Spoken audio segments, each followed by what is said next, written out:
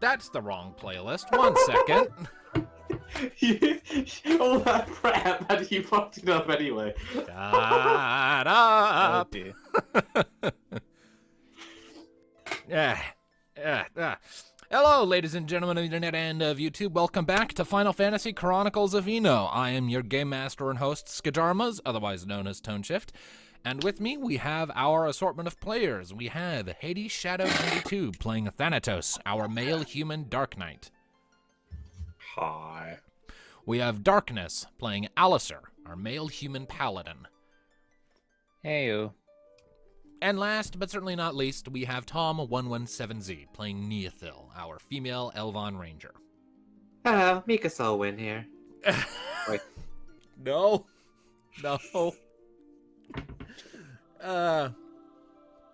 There's some context behind that no one watching this video is ever going to understand. Jesus. So, where we last left off, our intrepid band of adventurers had finally acquired the Thunder Crystal of Darkness, completing their set, and also toppled the first of apparently 4 elemental archfiends designed to confront and destroy the crystals. Ravenos, the elemental archfiend of stone and lightning, created from one of Tiamat's crystalline heads.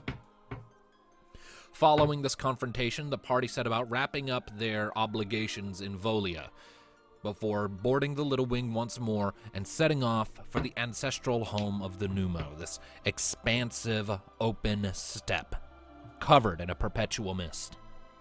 On the way, there were some meaningful conversations, notably between Thanatos and Kyra, as their bond continues to grow.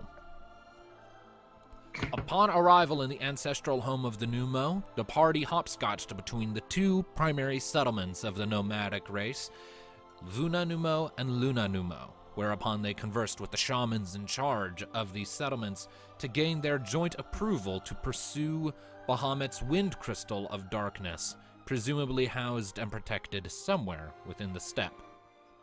After showing the shamans the thunder crystals and the water crystal that the group has already acquired, the shamans agreed, and they met in a secluded shrine that required the shamans' magic for safe passage, as otherwise great tornadoes would reach down from the heavens, pick up any unsuspecting and unprepared travelers, and yeet them clear across the steppe. As Alistair so discovered as he got flung into the side of the Little Wing with a loud and resounding donk. Following this, the party made their way to the shrine where the shamans had them stand on a pedestal which would supposedly judge and measure some aspect of their character to further determine if they would be worthy to continue this. And the platform and whatever magics it employed found the party worthy indeed. And so, the way before them opened, and a great ravine opened in the ground that they then descended, entering into Colt's Gorge, the home of the Wind Crystal of Darkness. And where we ended, the party emerged onto a cliff face, showing them an enormous chasm at the top of which they could still see the sky, even though from above such a gap in the land had been invisible, yet more distortions of space that occur with a crystal of darkness. And it is here that we shall begin. This is surprisingly watery music. I should probably change it, but meh. Watery music. That's why this is Underwater Ruins music from Final Fantasy X. 1 second. This is more appropriate. We're bottom right, by the way. Yep. So, one thing I should point out. In this ravine, at the other side of which you see a big tree that's bent sideways largely by the intense winds that are rushing through, so long as we are in this dungeon, any exterior location such as this will be judged and determined to be difficult terrain that hinders ranged accuracy. Ooh. It's very difficult to be accurate with this. It's very difficult to be accurate with this sort of wind. Further, you are in a wind elemental field for the duration of this dungeon. All wind spells or wind-based elemental attacks will receive +2 damage steps. Well then, All good to for the two mages. people who have wind power. Yep, which would be me. You And and Damika. Yep. And one person is immune to difficult terrain here. Wait, does this include? Is it just wind spells or anything wind aspected? All wind elemental damage gets 2 extra steps. So yes, your wind arrows can work if you can hit your target. So what would be the accuracy penalty? -4 when you're in an external location. An external. If you're Alright. if you're inside, if you have plenty of shelter like a cave or a very sheltered spot, that penalty will go away. But if you're out in the open or your target is out in the open, that penalty will apply. So this was the entrance, right? We came from. That's where you came from. So also, I'd like to state for the DM, Kyra is immune to difficult terrain thanks Alright. to her ability Ride the Storm. All right. That doesn't necessarily change a whole lot, though, as the penalty is only to ranged attack accuracy. And she attacks That's in true. melee, so it doesn't really affect her Well. either way. Damn. All right, so we're presented with a ravine and nothing else, right? It's just this ravine in front of us. Looking across the ravine, it's a very sharp gap. You get the impression if you were to fall down that, you probably wouldn't survive the collision with the ground, seeing as you can't see it. It's so far down. It just descends and descends into darkness. On the other side, you see a similar platform mirroring the one you stand on, with, like I said, a lone tree sloped at a sharp angle. Looking to the left side of the ravine, you see a jagged hole formed in the side of the ravine wall that leads into what looks to be a cave of some sort. Oh, there's our entrance. Hmm. Thanatos, can you wisp the inside? What can we see? Yeah, I suppose. 1 MP for Wisp. All right. So you lift up your hand, you snap your fingers, a little ball of fire appears in front of you, and you send it into the cave. Yep. All right. Sending it forward. Hold up a second. Things are being kind of a wonky. One moment. There we go. Polygonal reveal is what I wanted. You see that it is indeed a tunnel, and it winds deeper and keeps going down. Well, there doesn't appear to be anything hostile in here. And it continues on. Is it like a single file kind of tunnel? I mean, can you fit your tokens side by side in it? No, Since I your think it's going tokens, to be a little it thins out. since your looks of it. tokens, Yeah, represent like your at most character's actual two. size. Side by side. Looking at it. Yeah, you've got some space. It's about 2 people across. So yes, Nee, you can hold Mika's hand if you get scared. You'll be scared when I push you into this ravine, Thanatos. I know how much you love flying. Mm-hmm. That's my thing. Quite. Oh, Now, Nee, I do believe it's ladies first. well, of course. I wouldn't want the big, strong men to get scared in front of their women. Jesus Christ. Waiting for something to jump out at her.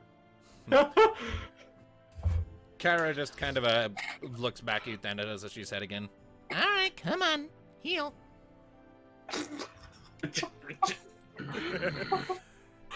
Just gives you this coy look. Well, you gonna let the lady go in all by yourself? Still need to kill Nee for that. And Mika's following along, of course.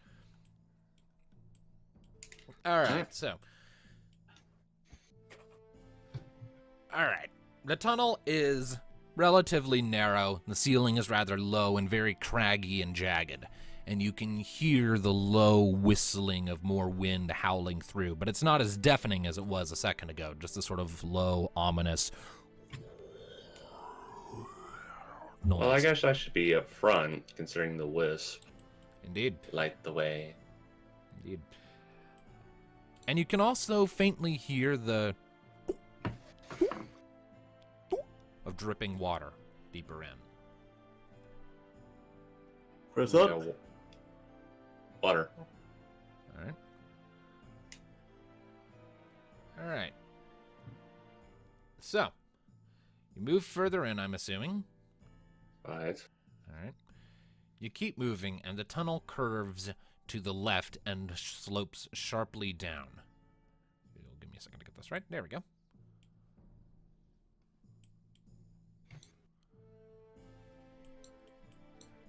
Following it further down, it then slopes to the right. The light from your wisp, while useful, isn't quite enough to illuminate the whole chamber, unfortunately. If you'll give me just a second. Wow, this to is get real dark right here. Well, it is a crystal of darkness. Ooh, I like this.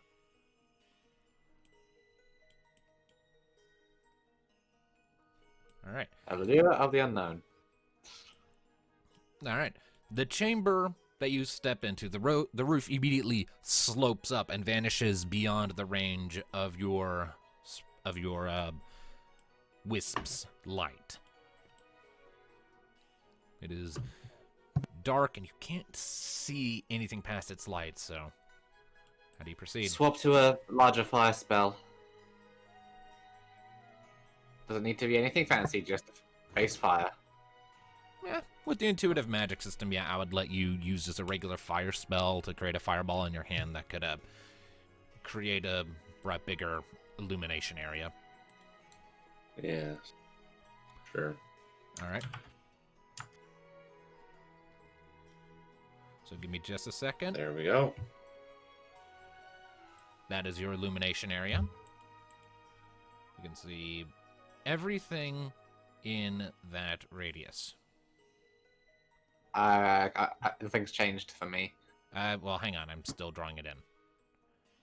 The orange circle. Can you guys see the orange circle? I No. can. Oh. Well, I'm the one illuminating everything, so as long as I can see it, it's fine. What about now? There we go. Now Yeah. I can Okay. see it. That is your illumination area. Let's That is what you head can- slightly further in then. All right. Heading slightly further in, you see that off to the right, the tunnel begins to narrow back down, and it keeps going down, but you can hear more wind coming from there. While directly ahead, it sort of narrows down a little bit, but it's still a large chamber, and you can just make out 2 pools of water, faintly rippling.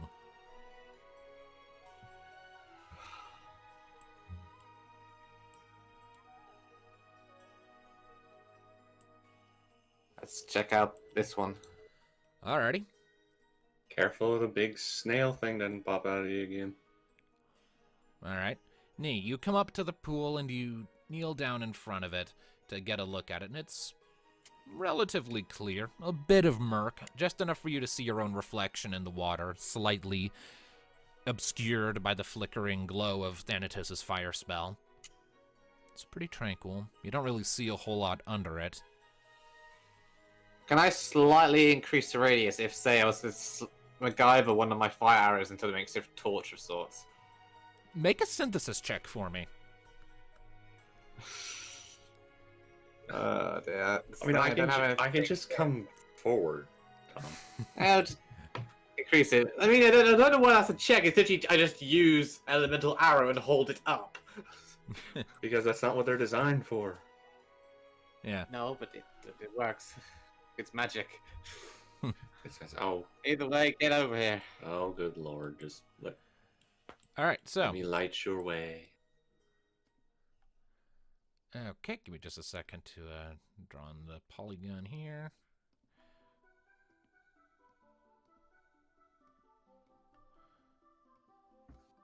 we go. As Thanatos draws closer, I need you to make awareness checks. Told you.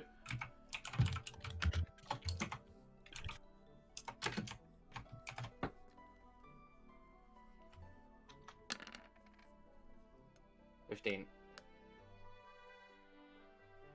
And Thanatos? All right. Apparently, I'm a little too focused on fire. Yep, you're too focused on keeping your fire spell up, which, by the way, have you subtracted the MP for that? Thought I did. You subtracted MP for the wisp. I could have sworn I did. Well, anyways. As Thanatos draws closer and the more of the pond is revealed, you actually see movement a little deeper in it, this sort of twisting, slithering mass coiling around itself. And then you see a flicker of movement that you recognize as eyes reflecting the light back at you.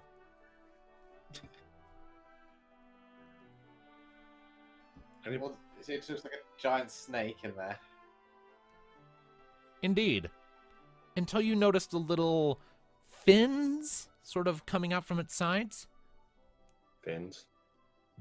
It's drawing closer. Nogwin. Told you. So, Fucking told you, Nee.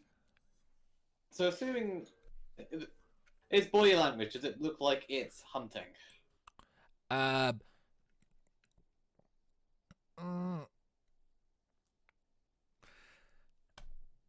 wouldn't say hunting, but definitely reacting. And it is moving very quickly towards you now. I'm gonna hold the fire. I'm gonna hold the fire out in front of it, see if I can just scare it off. You don't see it, and he's the only one who's seen it, and she hasn't announced it yet. By the way, There's a thing coming up. You can freeze the water.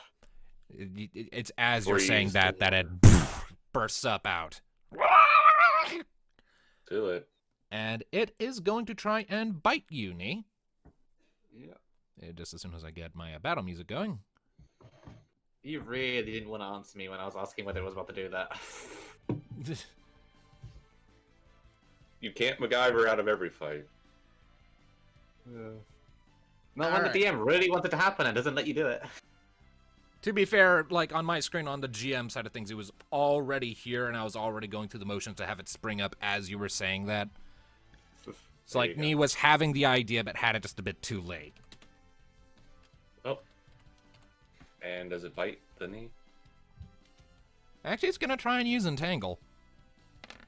Ooh. 14, does that hit? Oh, yes. Alright. I mean, out of the group, I think I have the highest avoidance right now, and that's 10. Well, yes, you do have the highest avoidance. Alrighty. Now then. That be the case, you need to make an opposed force check. Yeah. I don't even know why you ask most of the time, but most of the enemies you throw at us nowadays can't miss unless they get a crit. You have to beat an 8. You can do it, Nee. I mean, Yep. I did. Alright. So, this thing bursts out of the water with this high-pitched, warbling shriek, little wings flapping on its back. And it quickly attempts to, like, encircle and ensnare you with its body. Snorkel. And snirkle! But you quickly sort of like wiggle out and shove it back, and it sort of swoops back along the surface of the pond before coming to a rest right there.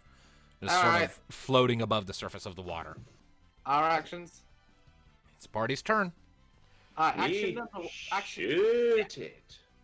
It's your world. Action number 1. Load up lightning bolt. Action number 2. Shoot it with lightning bolt. Alrighty. You are really abusing that dual wielding thing. What is that? Alistair, what is that? Dia. Ah, okay, Well, we'll it's get to Nee's.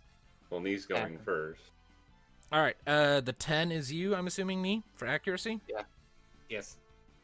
That just hits. So it has 10. Alright. So, lightning, I need to remember what the damage is, because it's always need to remember what the damage is. So 19 times 4.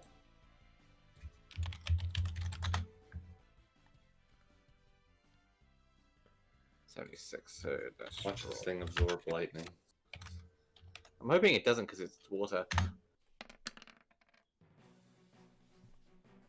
Are you through? Alrighty, give me just a second here. Forgot to pull up my calculator. Well, the fact that he needs a calculator means that it's reacting to something. All right, so you quickly duck back a bit, quickly slide in a lightning arrow, and fire off the shot. It hits this thing in its writhing body, and you can see electricity scattering all across its form, and you can just make out its nervous system flickering through its skin. It throws its head back with this agonized, twitching, warbling shriek in response, and it takes double damage from lightning. Yep. I was banking on. Thanatos, do you know what to do? Yes.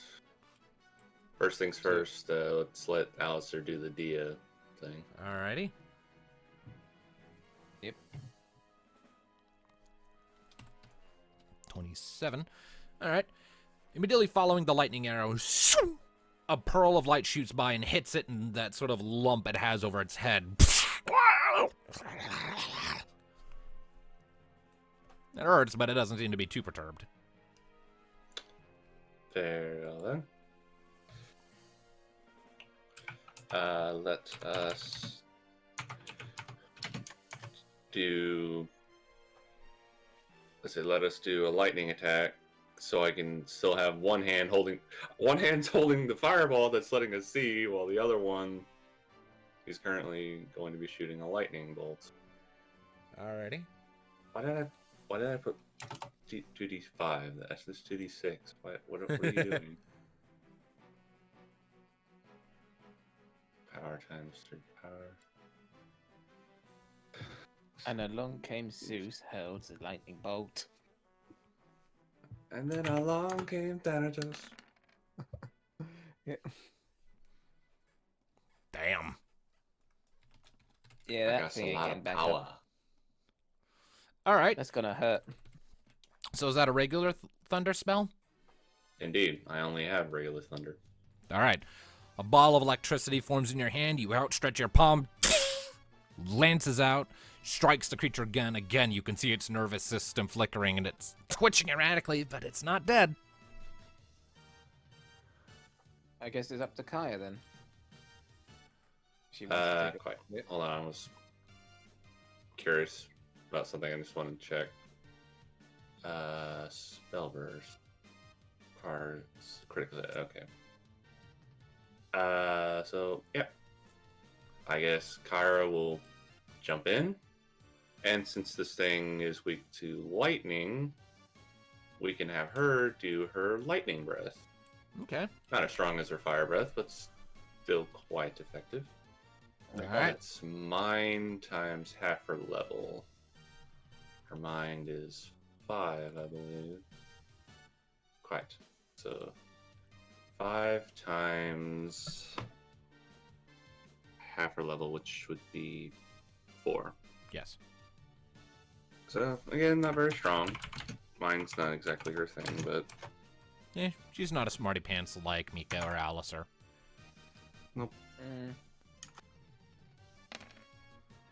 still does double. Indeed. And if it's still alive, which it probably is, Mika be up. Yep. It's still alive, though it appears to be very much regretting its recent life choices.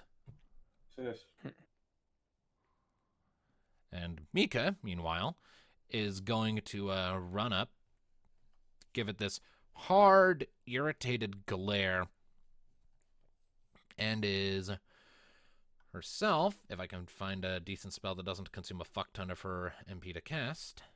Okay, here's a question. Mm-hmm. The elemental field, the negative effects are gone because we're in a cave. No, about the the entire positives? the entire dungeon has that effect. It's the penalty of difficult terrain that's gone while you're inside. But the increased wind element is still there, right? Yes. Speaking of She which, does have arrow. Yeah, Mika is casting arrow. So it'll be Back her this mind. way, So it'll be her mind times 5 instead of her mind times 3. Because the increase. So yeah, Alistair, you should have done an Aurora. Of course, that takes a lot of MP.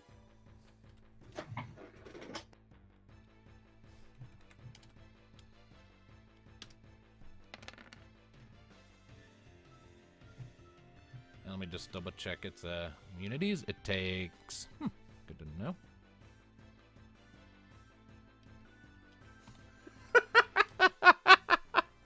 Is it immune to wind? No, it takes half damage from wind, but it doesn't matter.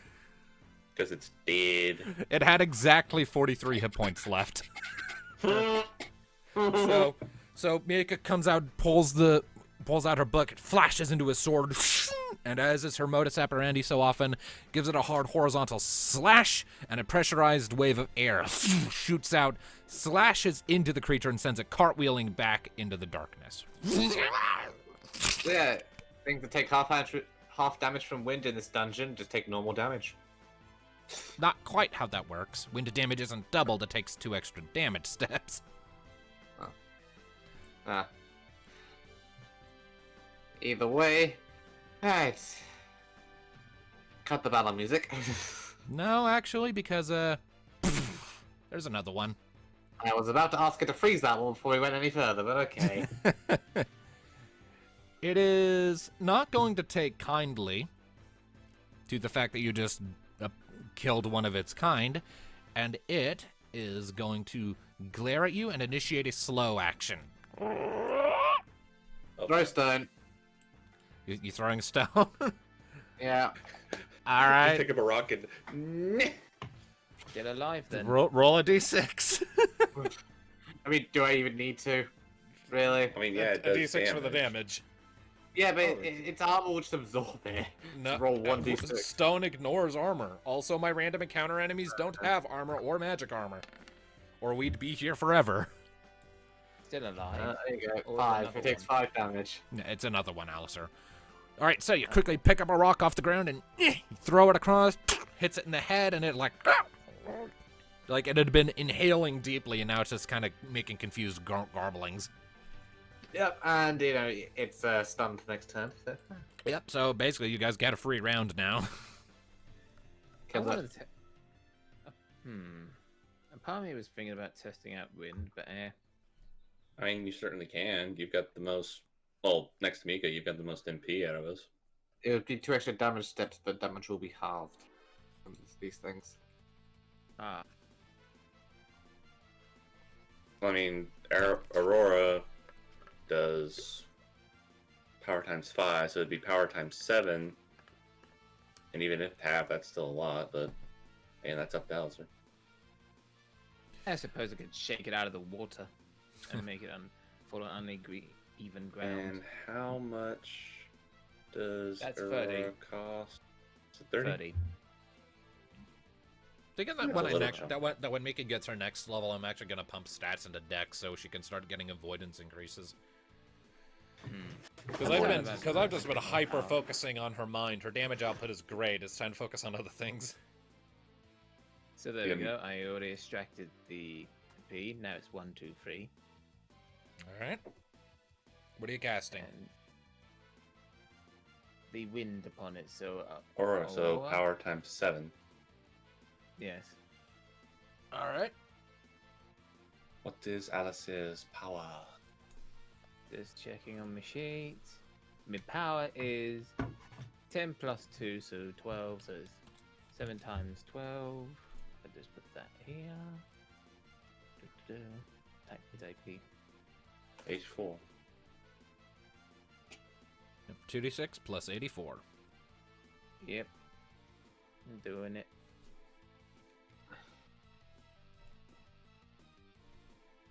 And whoa. Almost Fuck. And 60. freaking max damage. Nice. Wait, hold on. You did that wrong. Why is that number 48? No, it's 84. 84, sorry. Dipshit. Oh, I didn't. Well, just 6 plus 6 plus 84. So 96 damage. Mm-hmm. 96 All right. damage. 96 divided by 2, 48. Yep. Which is exactly what he added. right, My so- mistake. All right, so you give your staff a little swirl. You hold it out in front of you. The gem and top flashes, and there's a burst of swirling wind around this weird wind water eel. And it does take some damage from the rocks to get flung up with it, but it largely just kind of swirls along with the wind before coming to a rest and snarling bitterly. Yeah. I'm also going to take my movement action this turn just to move over here, preempting next round. All right. Alright. And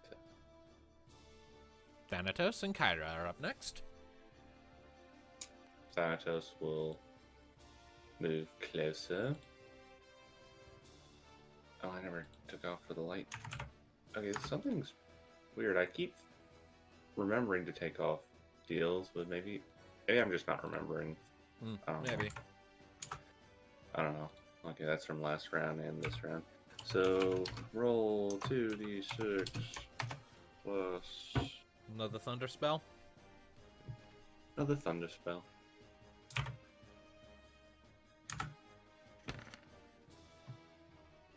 $51. 102. You shoot off another bolt of lightning from your hand. Hits this creature. It twitches erratically, snarls bitterly and angrily at you. Koira. Kyra comes in and we'll use Bolt Breath again.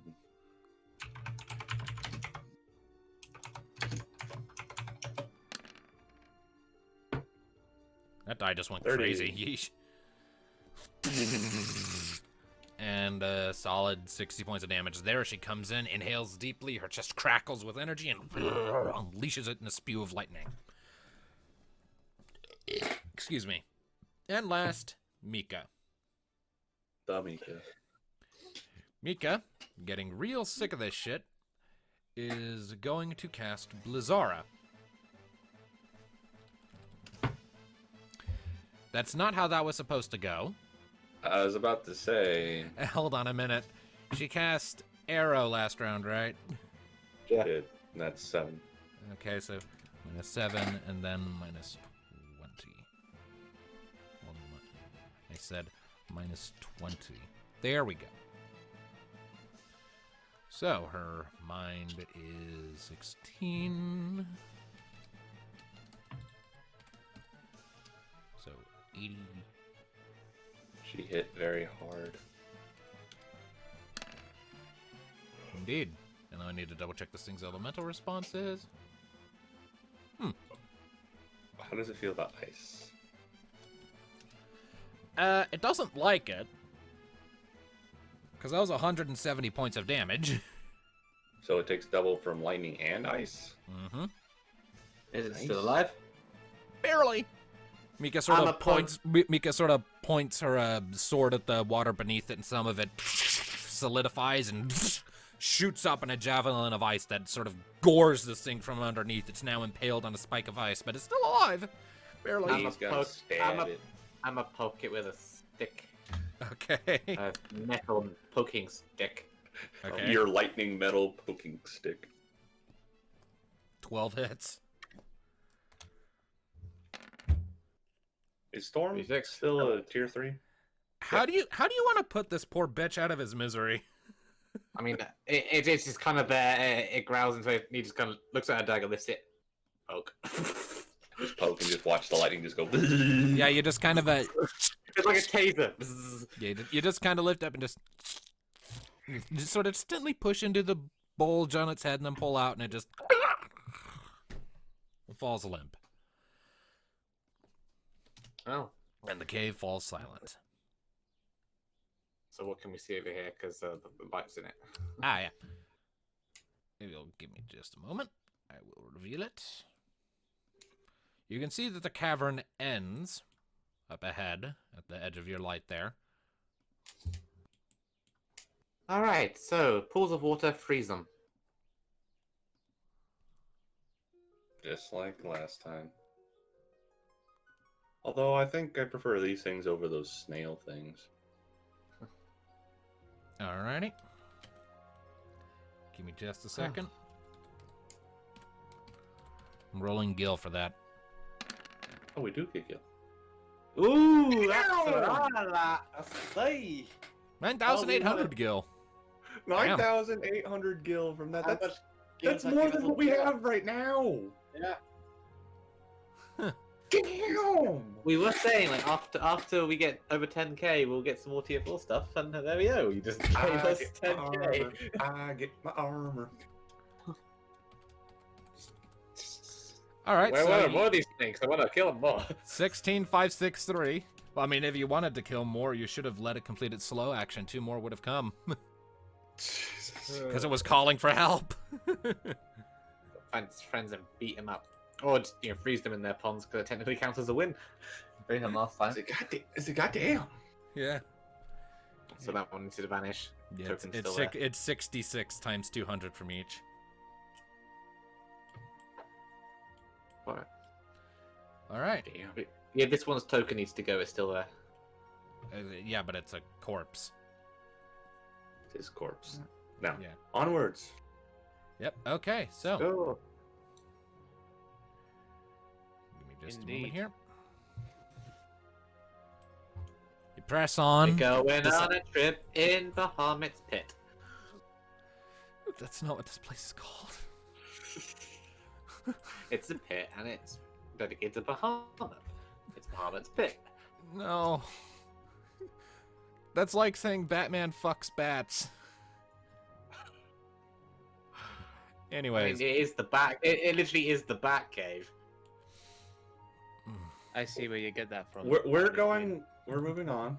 Okay, so you all start making your way north through the cavern. Tom, I'm gonna go ahead and give you permission to move Mika's token around because it's a pain in the ass for me to try and move her and work on the map at the same time, so you can keep Mika with the group. All right. Allison needs to control his own legs. Yep. You move on, you go Okay. through the tunnel that you had seen at the north end of the chamber, and it curves slowly and gradually to the right, again at a downward slope.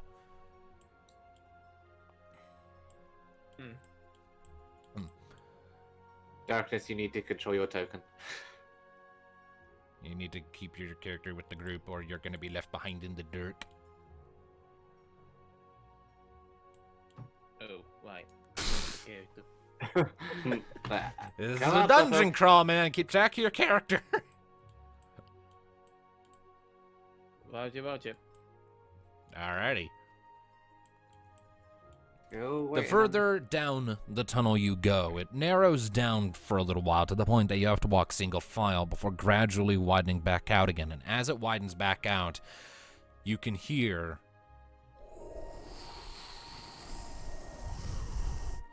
the wind is growing louder, and you can see a light up ahead, alongside a strange, low sound.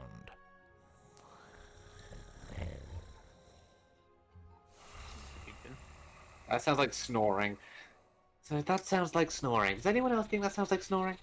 I think it does. It does. And since there's a light in there, I'm gonna turn my fire off.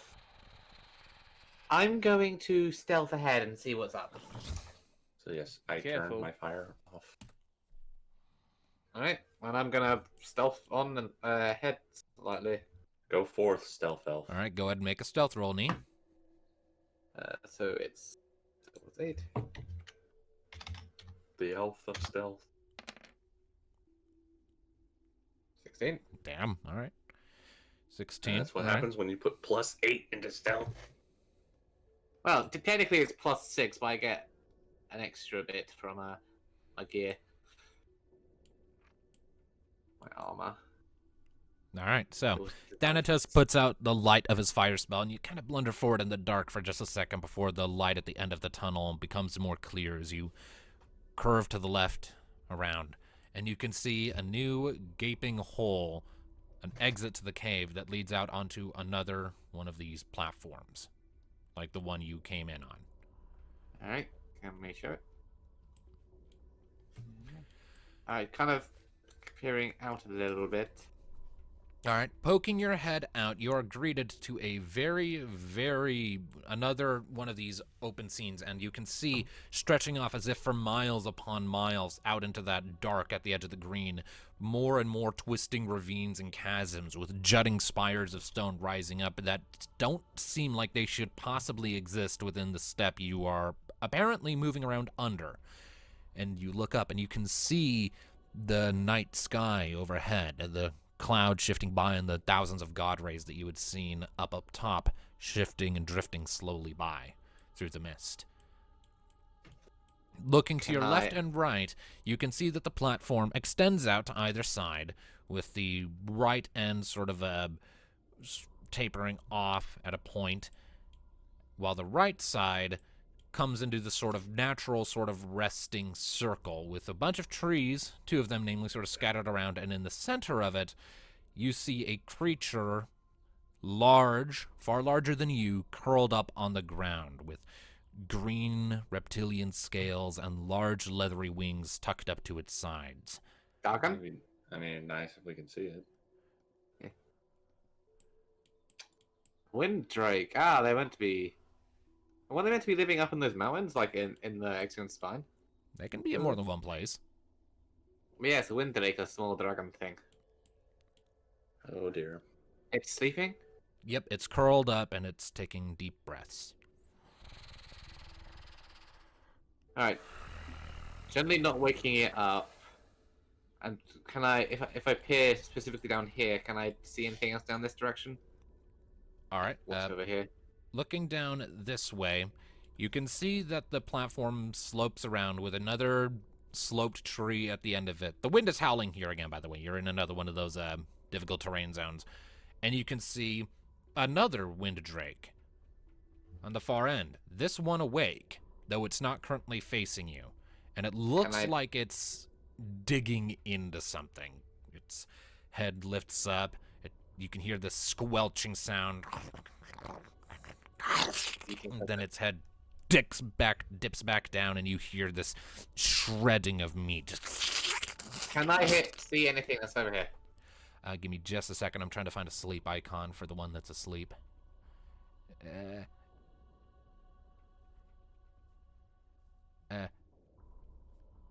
They don't have Z's. This bothers me. Well, we know it's asleep. I'll just do that. I'll make it a ninja. All right, and you were asking about the other side of the ravine, right? Yeah, I'm still over here. All right, looking across, it's kind of hard to make out through that tree, but you're able to ascertain that there's another platform there on the other side, and it has a lot of waterfalls trickling down the slopes and the sides, framing another large and far more ornate cavernous entrance. And looking, you can see that the little streams, maybe an inch or two deep each, have these almost deliberate artistic patterns to them that are mirrored on either side. Alright, there we go, and the way we need to go, an entrance. Indeed. Which means we need to get across. Brilliant. Without waking or being seen by the drakes. Alright, well, me's gonna snuck her way on back, go, alright, wind drakes, two of them. One's asleep, one's eating. Oh, That's a problem. great. Wind drinks, huh? Uh-huh. How do we want to play this? Well, one's currently asleep. So would Mika be able to put the other one to sleep? Well, first I was thinking of making sure the first one stays asleep. Mika, would it be possible to cast a sleep spell on a already sleeping object who, being already passed out, may not be able to resist, kind of put into a deeper slumber? So it's not going to wake up to, say, a fight that might happen nearby. I could try, but if its body naturally resists my efforts to deepen its sleep, it'll wake up and probably attack. Yeah, I think you might just focus on putting the one that's awake to sleep. If we fail either, we're going to be fighting both. So, yeah, I'd say try the one that's already awake. And if we fail, it's going to wake up the other one anyway.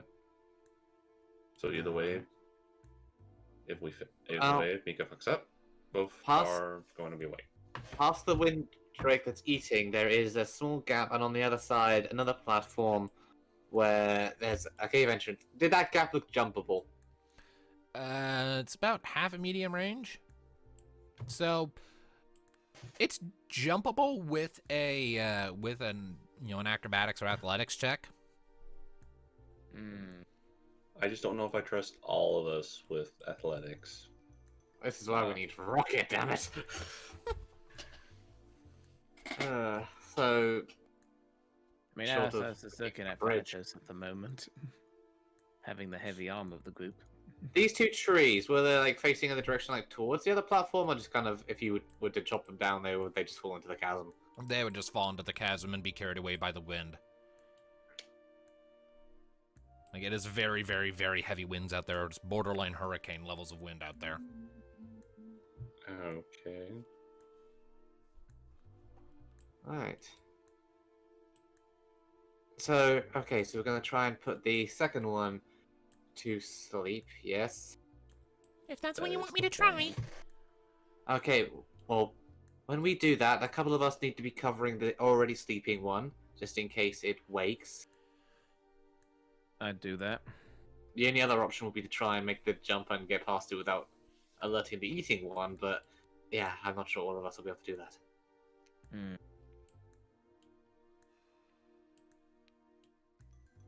Alright, so if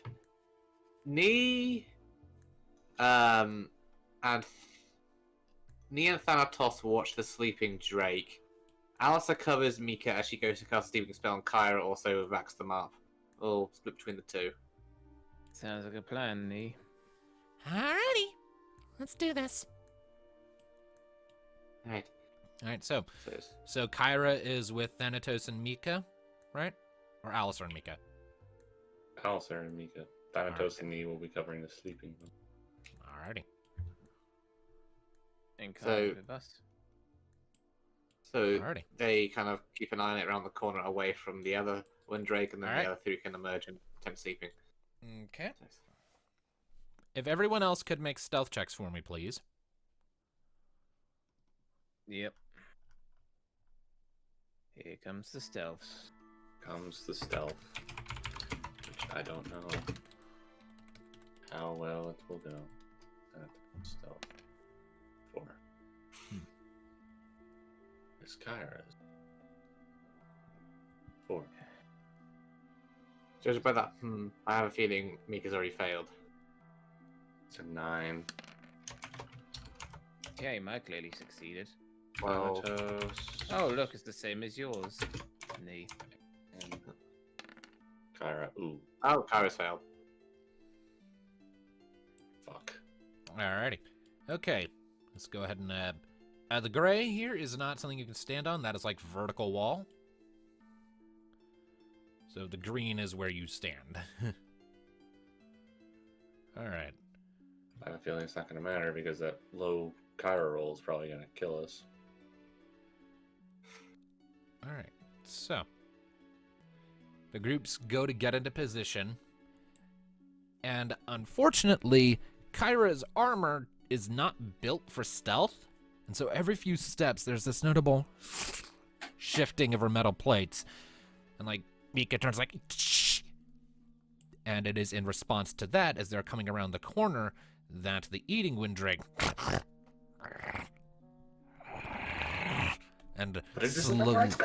and slowly turns around to glare at them.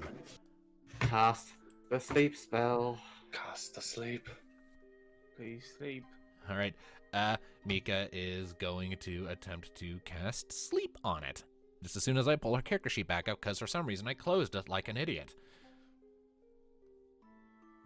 All I right. guess we're all a little bit out of it today.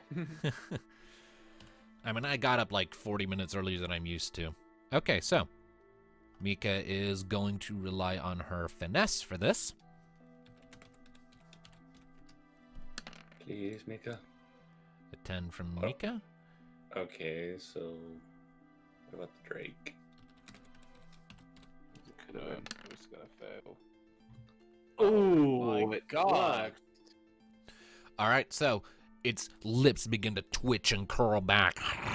It's opening its mouth as if to roar, and Mika, acting quickly, slaps a hand down on her book and sends out this cloud of thick gray smoke that flies up and hits the Windrake right in the face, and slumps to the ground with this little tremor in the earth as it does, and then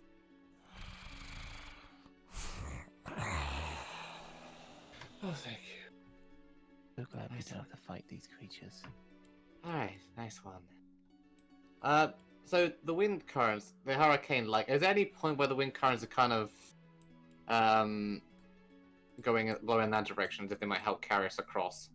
Go ahead and let me pull up the rule book real quick. Actually, I need to remind myself what the list of skills is to see if there's anything that will be appropriate here besides awareness.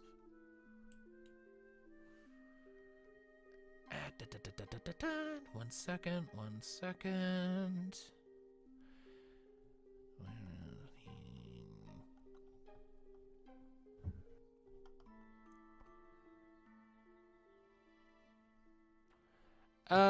Okay, Nee, go ahead and make a nature check for me. I had a feeling that was going to be it. Makes sense. 10. All right. No. The wind is sort of whooshing through, but it's not like creating like a jumping bridge. It's like this. It's just following the contour of the ravine itself. Yes? While it won't be as effective as she normally is, could Kyra theoretically jump somebody to the other side? I would ask her to make a force check to be able to carry them effectively, but she could certainly try. I mean, so what? Although thinking about it, I think she might have a chance to only, have ease with Mika and Nee. So you're wearing heavy armor and I got mid armor and not exactly that light. So the roll would be athletics to get over. Indeed. So Any penalties? The wind. Yeah, I will say a -4.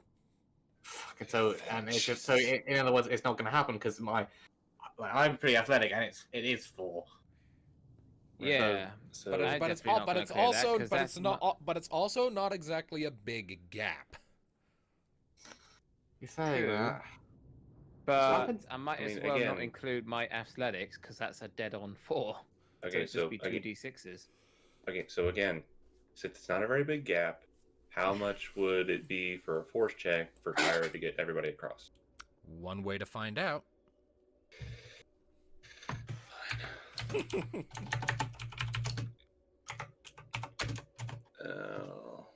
her force? Oh, well, her force is 6, so let's hope that... All right, who's she This is taking? enough.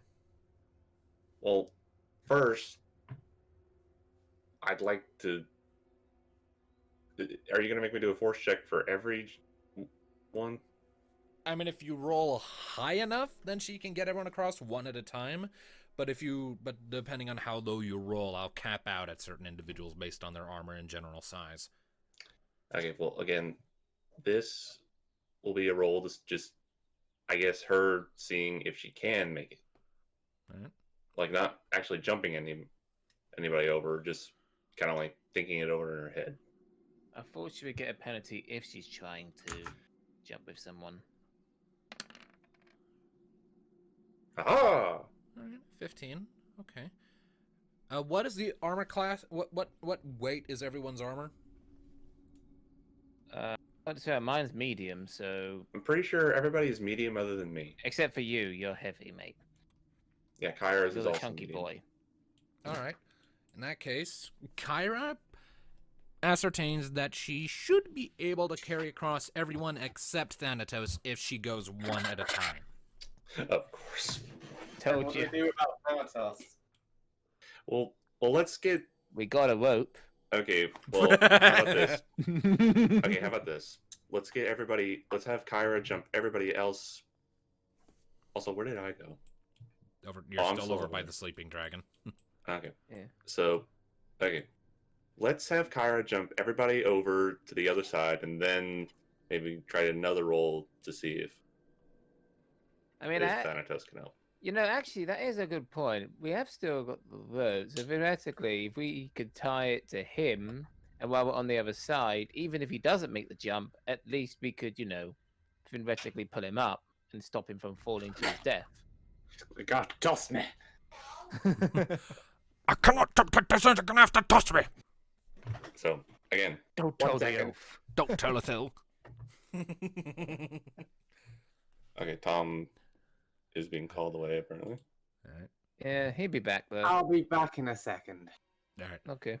Either way, while we're waiting, we can just cover what we already know. So, Kyra, one at a time, is going to start carrying people across. She's going to start with Mika, because Ladies first. And she's probably the lightest of us. oh yeah, And does she make a little squeak whenever Kyra jumps? yep. I don't mind hanging on to the whole rope idea, but I believe Nee's got it. Since she is the keeper of the rope. Then neat. And we're gonna need that. The tie to him. Carries his knee across. And now Alistair. Here, put this around you. She jumps back, No. grabs Alistair, and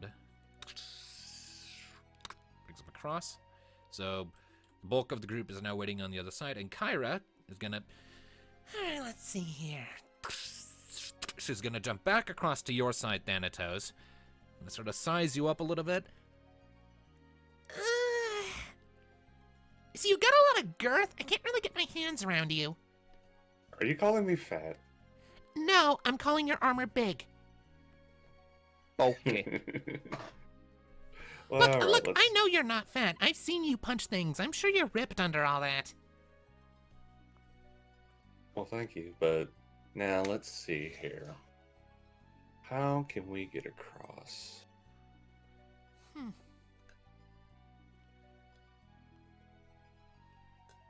I'm out of ideas. Only suggested the rope. I mean, he could Hmm. theoretically try the jump it without the rope, but the rope would be safer. Just let me think. Well, how would we use said rope? We don't have enough rope to go across the gap. Hmm.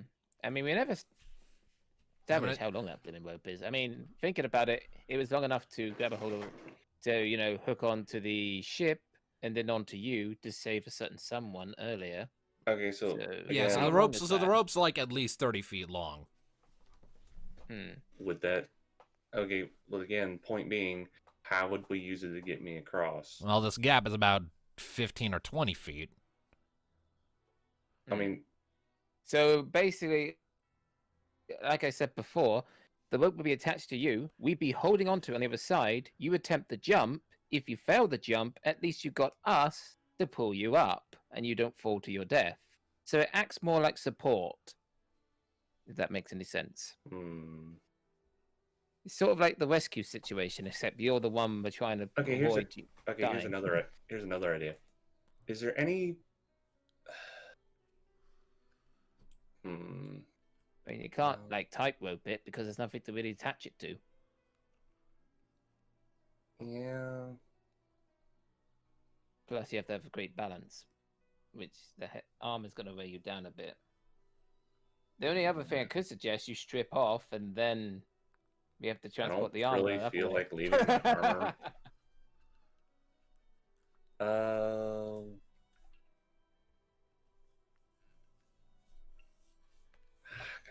God damn it. I mean, there's only so much options you could do, mate. There's the rope idea or the strip idea. Unless you can just grow rings and fly, like Knee. No. I mean, I could try another roll with Kyra and see if we can MacGyver it somehow, but She glances down at her whip. Maybe I could do something with this?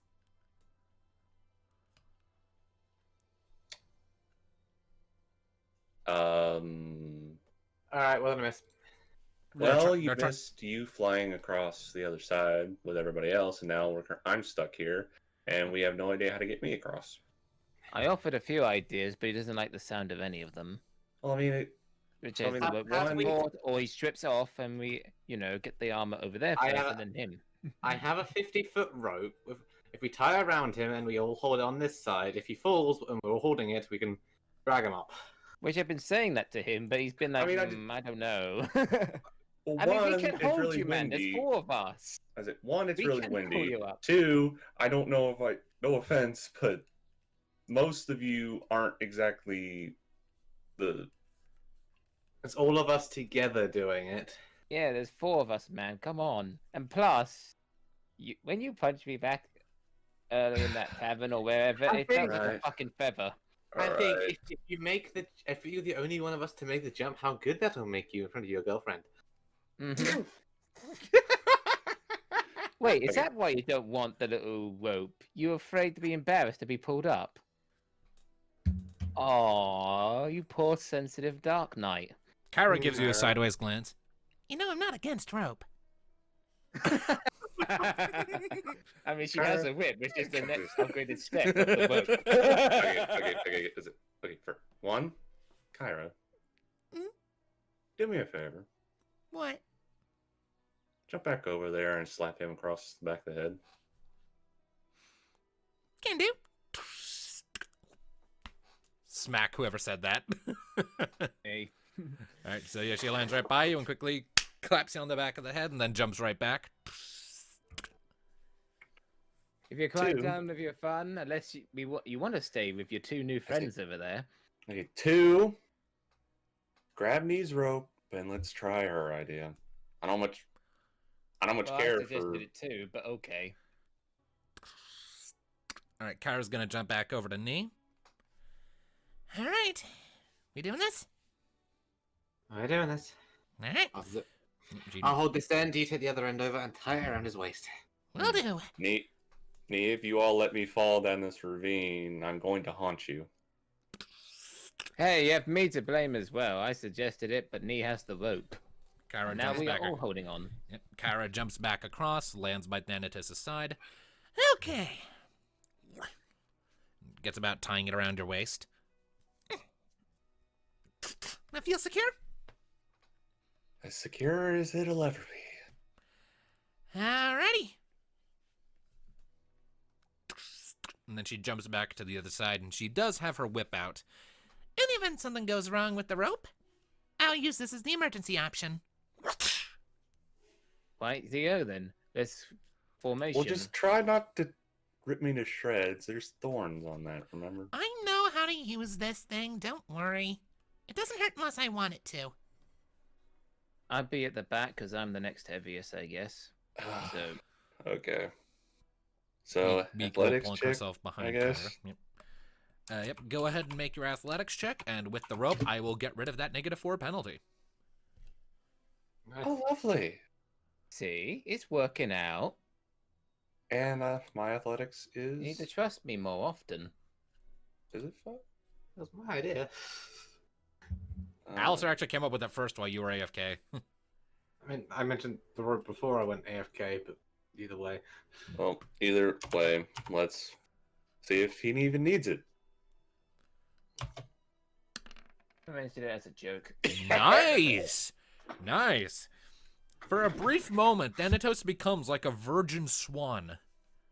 As he takes a few steps back and then leaps the gap, and even though the wind sort of buffets him a little bit, it's like he manages to sort of just flail along surprisingly gracefully and land right here. Sort of coming down to this sort of like almost superhero landing type landing right next to Kyra. It's like, nice! I'm picturing the pose Alize made at the end of Shadowbringers, where she decided she needed a bit of chaos and jumped off ready to slice her Yeah, just like that. I could do with a little rampage myself. And give me one moment, I got called away myself, would you? So, yep. Thanatos lands right next to Kyra, and she nods in approval. Nicely done. Hey, keep this up, maybe you'll just be the swan in the future. He undoes the rope and throws it back in his face. Oh, thank you. Just so, you know, you give it to someone that remembers it. The hell? For bypassing the encounter. We even got her out of another deal. And we are getting rich from this dungeon. Yeah. Until we spend it all on gear. Yeah, but yeah, gear's getting really expensive these days, so you need a lot of money. That is true. So how do you like that? I didn't even need the rope. Yeah, the number to beat was like an 8, because it's not a very wide gap. That was like a 10-foot jump. Yeah, but without the bonuses, We would need to have. Yeah, without the bonuses, we would need to have rolled 2 4s at the very least. Just true. Which is on the higher end of the spectrum as well. Good thing we have a dragoon. He's very Indeed. good at jumping. So she I mitigated. never asked, but if we ever made these jumps and fucked up the roll, what would actually happen? Well, if you hadn't had the rope, you would have needed to have made an escape roll to latch onto the side of the ravine. The landing would have made noise, which would have irritated the wind drakes into attacking you, and a combat encounter would have started. When you were doing the rope with Thanatos, if he had failed, the wind would have just caught him like a kite, and you'd have to pull him back down, and it would probably make more noise. The wind drakes would get aggravated, and they would attack you anyway. What if you failed the escape roll? That would be a case of a character going missing for a while. Me, I will haunt you! Christ. You wouldn't actually kill any of us with that. Oh, no. You wouldn't be dead. You'd just be missing for a while. Oh, dear. Anyway, moving on. All right, should we wait for darkness to come back? Yeah, we probably should wait for the Yes, darkness. guys. Yes. Yeah, I had to go because the dogs needed putting away, and one of them was doing that thing where she refusing to get up and giving puppy. It's like, no, I don't want to move. Let me keep laying on your carpet that I'm making all hairy.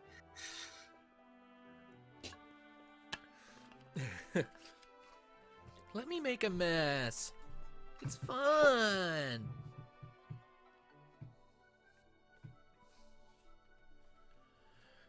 Yeesh, and you guys managed to get through all of that without taking any HP damage. Well, considering we kind of MacGyvered the eel things to where they couldn't really do a whole lot. Because that one only got one chance to attack, and the knee kind of... Yeah, you consider yourselves glad. Yeah, be glad that it wasn't able to get off that ensnare, because if it had gotten off ensnare, and knee would have been paralyzed, and then if it had attacked knee while paralyzed, it has a special attack it can use that hurts a fuck ton. And as for what you missed, Alistair, they got Thanatos across. I didn't even need the rope. I didn't. I was epic. Actually, you did need the rope, or otherwise you would have got that -4. But That is true. He like even if he had the -4, his roll would have been a 12, and he needed an 8. True. So again, aha! So yeah, for Thanatos is like a virgin fucking swan doing that. Or I'm just trying to jump to impress the dragoon. Yeah, All he's trying to get rid of the first word of that title. I have a white chocolate lemon cake. Damn it, Tom. What'd you say?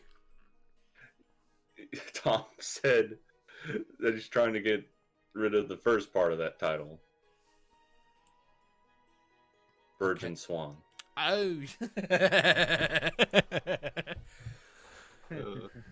God damn it, Tom. Like do swans just become a lot less graceful after they've boned? I don't actually know what the deal is with that. I don't want... Well, I know one thing. We're going into the Life. cave now. Well, if he's a swan, then that means him and Kyra are life partners forever. Why are you groaning? That's your goal. Cave now. He's the ugly duckling, and Kyra will make a real man out of him. What's he doing? Becoming a man. I can throw you back down that... All right. Bottom, roughly in the center, is where you guys are spawning in as you step into another long and winding cave. It goes for a ways before turning subtly off to the right. Still going down, always down. You know, for a wind crystal, we're doing a lot of underground. In the underground. You sure Not too Bahamut's not an earth elemental or something? That would be Odin for some reason. I just notice how much wind there is even in these tunnels. It's not enough to really throw off our aim or anything, but you can hear it clear as day. He's wind-based. Absolutely. It's just a good place to hide the crystal. You know, normally I would ask how there's so much wind underground, but considering this is a crystal of darkness, I've learned just not to ask questions. Well, I mean, have you ever had a draft? In, like, a house? A draft this big? Well, I mean, it's not like they're doors or windows. They're just open, gaping holes. You know, what do I see ahead of me? All right, well, it's dark, so not a lot. Besides, we don't have no wind, no oxygen, no breathing. I think you're overthinking it, Alistair. Wind does not mean there's no wind does not mean there's no oxygen in here. Oh no, there's also trees down here and twigs. I mean, if there was no oxygen in here, I couldn't have made that fire. And we'd all be suffocating. Yep. Anyway. Continuing on. Yeah, like I said, it's dark, so you can't really see very far ahead. Thanatos, come up here and recreate your fire. Is this like real pitch dark where I need fire, or will a wisp work? Up to you. Like, either way, you'd be able to see more, but a fire spell would generate a full medium range of light, whereas a wisp would create a smaller radius. Fine. Just in case there's Fine. anything in here, so start with the wisp. Oh, too late. Oh dear. All right, starting with a full fire spell. The tunnel carries on before you see it opening up again. Give me just a moment here. Just sort of show where it opens up.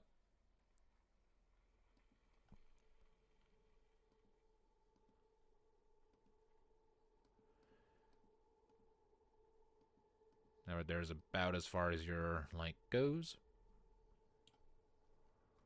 Alright, carefully start to reveal some of the cavern ahead. All right, as you guys are advancing, make an awareness check, please.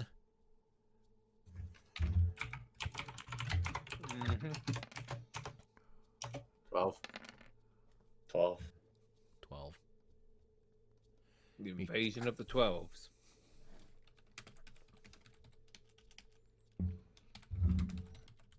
And my number is super aware. 15? Jesus. Oh, I gotta do Kyra too, don't I? Yes. Kyra's really Whoa. not very aware today. Yeah, Kyra's the only one who doesn't get it. As you're I don't get it. approaching, as you're making your way, you hear this from deeper in. Oh. Knew it. The fuck? Alright, Told what ya. do we see with the light source? All right. And as the light continues to expand, glancing off to your left, you can see another tunnel branching out. And following the contour of that, you see that you've stepped into another relatively sizable chamber with another pool of water and another one of those eel things hanging out in it. It's in the water.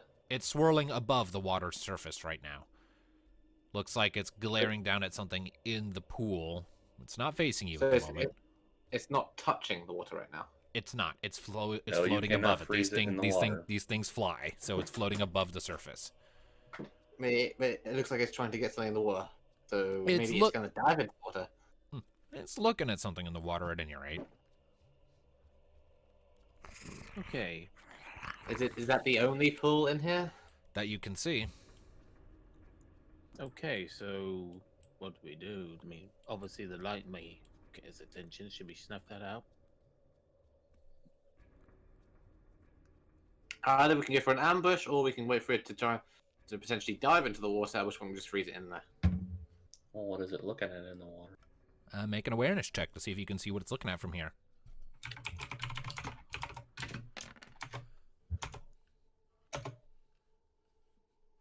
14. All right, Neothil that'll can't do quite it. spot it, but Thanatos gets it. Down in the water, you see a couple of faintly glowing green crystals beneath the water surface over where this eel thing is looking. Green crystals. All right, that might I be feel like important. Ambush it is. Ambush it is activating. Alrighty. Gives us- So I get an extra time. So I get an extra damage step, and we all get 2 initial rounds, primitive round. So I still have 1 lightning arrow in the ready to go because I only shot 1 of them off. So I'm gonna Alright. fire that one. Alrighty. Make your attack. Oh, 2d6 plus. Oh no, it's an extra damage step, so. 95.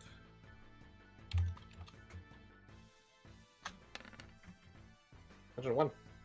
Don't forget accuracy. That'll be right. I said, you gotta hit it first. Well, it Which did. you, which you do. So, that is, 95. Is that your base damage? Oh, that's with the. I get an extra damage step. Ah. From ambush. So that amounts to 202 total. Jesus.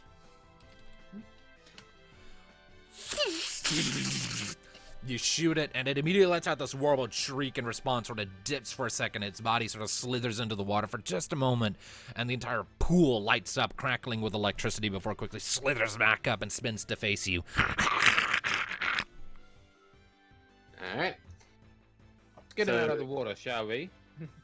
We have Wind it. another turn after this, so go ahead and we can kill it in 1. Yep. Oh, Do there you that. go. You're not getting in that water. Get out of there. I'm gonna wind you out. Alright then, Right, you do the plus. let's do some thunder. Oh, That was also only. I might also be able to Okay. get close and stab it since that was only a single shot. I mean, it's over the water. Can we stab it? You Can I can, reach but it from here? are you within 0.3 of a medium range? Let me check. 0.2 specifically. Yeah, you can, but because it's a flying type enemy, you'll suffer a -4 penalty to melee, close range melee. So you can try, but Oh, we'll do Thanatos' damage first, then I'll make a swing. all right. So, Right.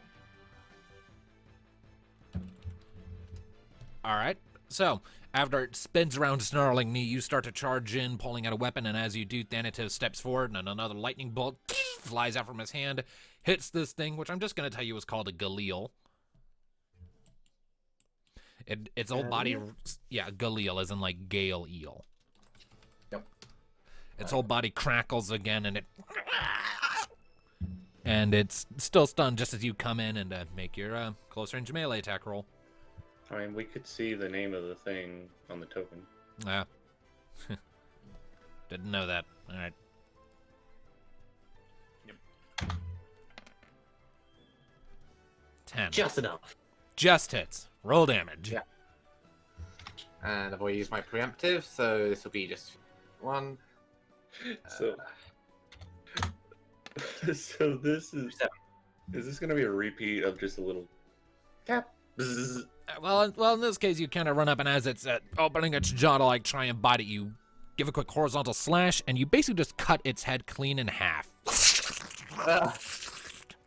And its corpse sloughs into the water below, briefly causing the water to like the bathtub in Chucky. It flickers with electricity before going dark. Any others? You don't see any others. Well, Nice. get those crystals. Well, that was easy. Hello, man. Damn! Alrighty. I'm also going to reload my shock arrows. Alrighty. I'm gonna go ahead and apply your new gill. So yes, I now have 2 more shock arrows. Declaring it. Alright. Looking into the pool, can we make any better details of those crystals in the bottom? Go ahead and make an awareness check.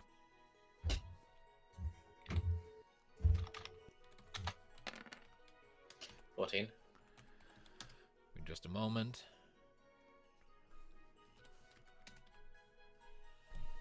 All right, 14.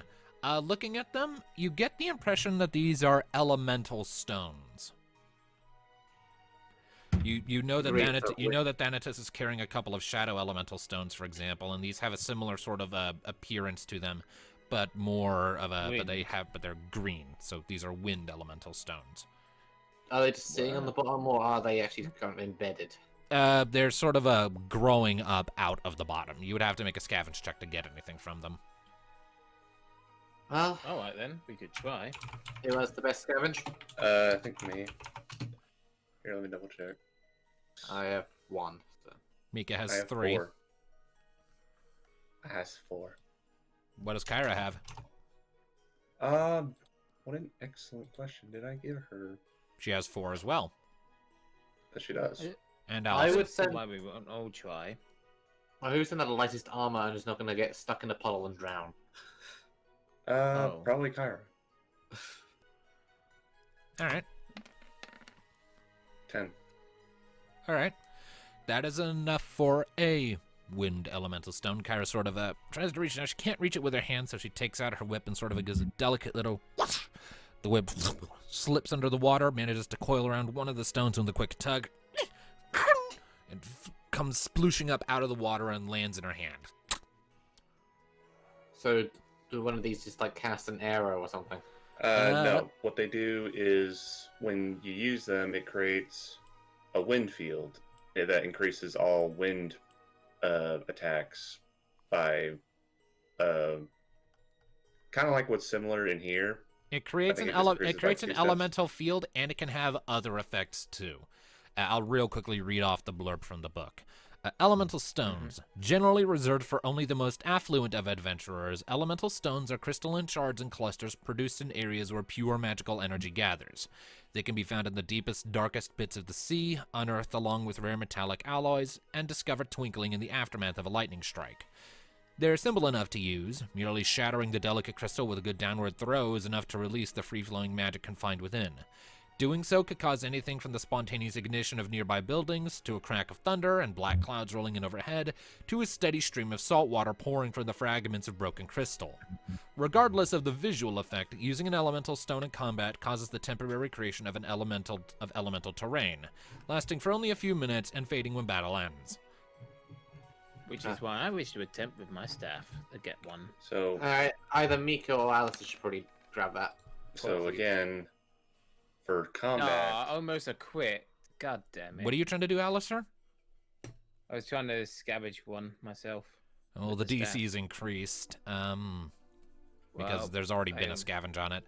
Nah, not quite. You can't quite reach it with your stick.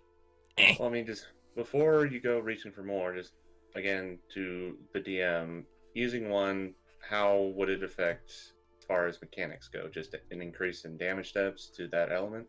It would increase. It would create a wind elemental. It would create an elemental field of it's associated with, first of all, and it would also have some other random but associated effect that would usually be dictated by me, or if you have made a high enough finesse check to try and dictate the energies as you saw fit, you could decide the effect yourself, so long as I approved it first. But it would be kind of up in the air, and things would be prone to possibly going wrong. Like, it would be like a monkey's paw situation, where the initial effect could be what you want, but it could very easily spiral out of control if you're not careful. Well, I take that risk. So, either these are very tricky things to use right. well, again, either way, I'm going to give it to Alistair since he's the one with the highest damage wind attack right now. Yeah, give it a shot. All right. Well, don't use it now. Save it. Well, obviously We're not not now. gonna- There's nothing here. Right. Also, we're already in a elemental field. So yeah, Yeah. you don't. Yeah, we already have the elemental wind field right now. So, moving on. All right. I mean, is there anything else in this room? Not that you could see. It was the pond is framed at the back by the big stone wall that marks the end of the chamber. Okay. Well then, moving on. All right. Well then. I shall put myself as the test subject when the time is needed. All right. You push on further through the cave, and it winds for a time, still going down and down and down. It's as you're moving further that you begin to hear the sound of more rushing wind and moving water. Moving what? Yes. Want to move up, knee? So more water up ahead. Yeah. Mm-hmm. Um, Sounds like actually running water this time, too.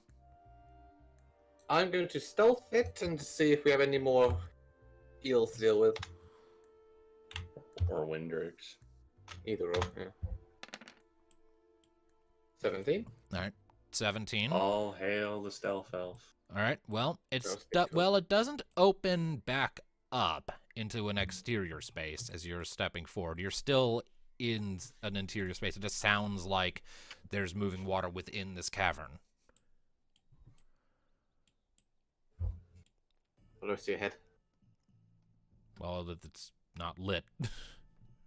I assume I would be able to see at least a little in front of me, wouldn't I? A little As bit. before. Not much, but a little bit. Well, now that I know it's not going to jump into Windrake, I've gestured for Thanatos to come and throw some more light, and we'll do it this way. I'll sneak forward a bit, and if it's safe, he comes. All right. The way. Thanatos, get over. Right. I need the light. All right.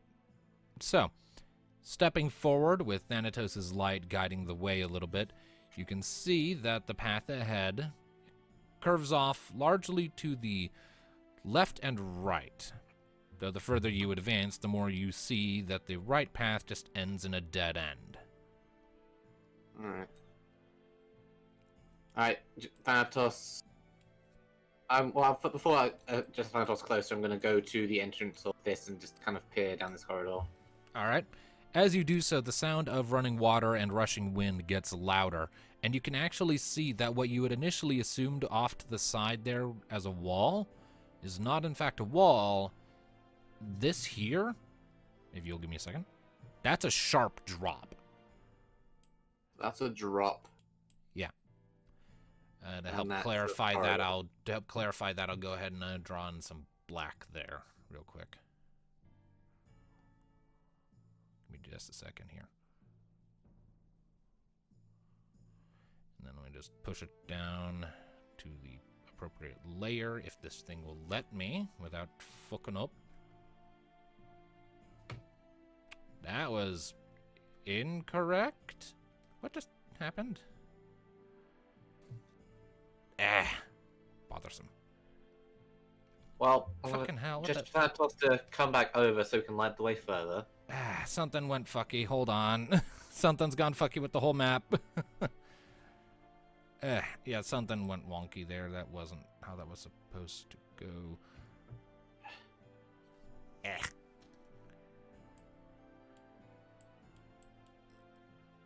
me try this again.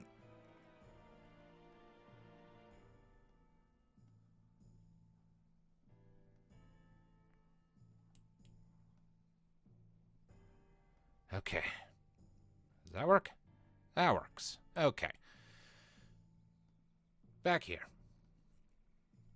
All right, so as you step further, you see that the walls sort of bleed away to the sides, allowing you to see this big chasm in the middle of this chamber. And indeed, you can see the beginnings of a bridge that crosses this chasm, a natural stone bridge, very, very narrow. Only one person could cross at a time. And it doesn't look like the most durable thing.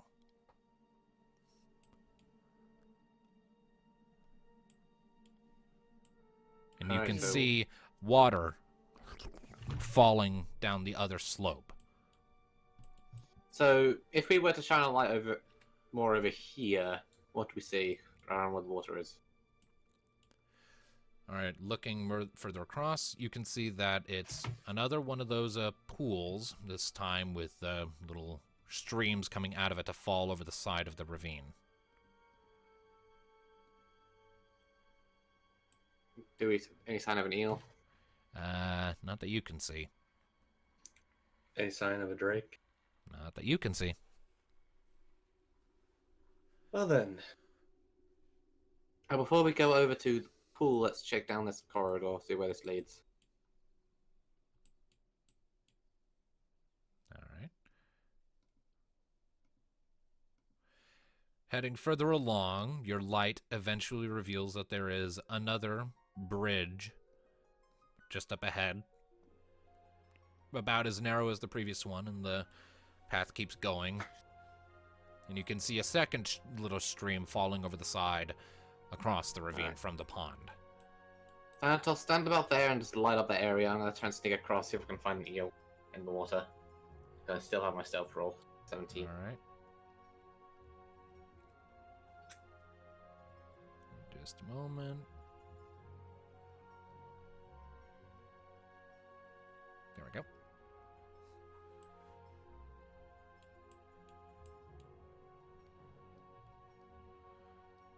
All right, so there you go. Sneaking across, anything immediately apparent when I get there? Not as of yet. You can hear more running water than the two streams you can see would imply. Kind of look. I'm getting down low and on my way over. Can I see anything in the pool? Make an awareness check.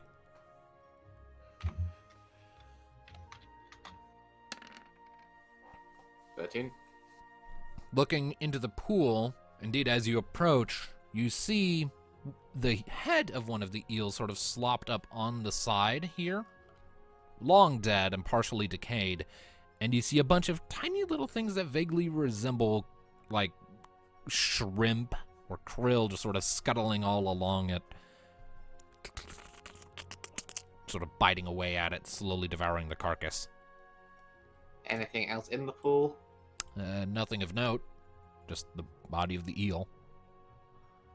Okay, eel getting eaten by parasites. Alright. Oh, you don't scavengers look too first. good. He feels ill. Fucking... Alright, I'm throwing Alice into the pit and killing her. You slut. Alright, and I just back off the trough. yes. Or perhaps I should go last, considering I'm the heaviest, and he said these bridges don't look very Well, durable. I want light. That's the thing. Oh, So why is there Why is there a box? square? Yeah, let's let everybody get across. Well, my concern is, like, we can't see very far into it, so a bit of light just to make sure the area is completely clear before we bring the entire group across the death chasm. Well, let's just hope that this thing doesn't just crumble under my weight, because apparently I'm very... If it does, we'll Hey. stick you on a diet.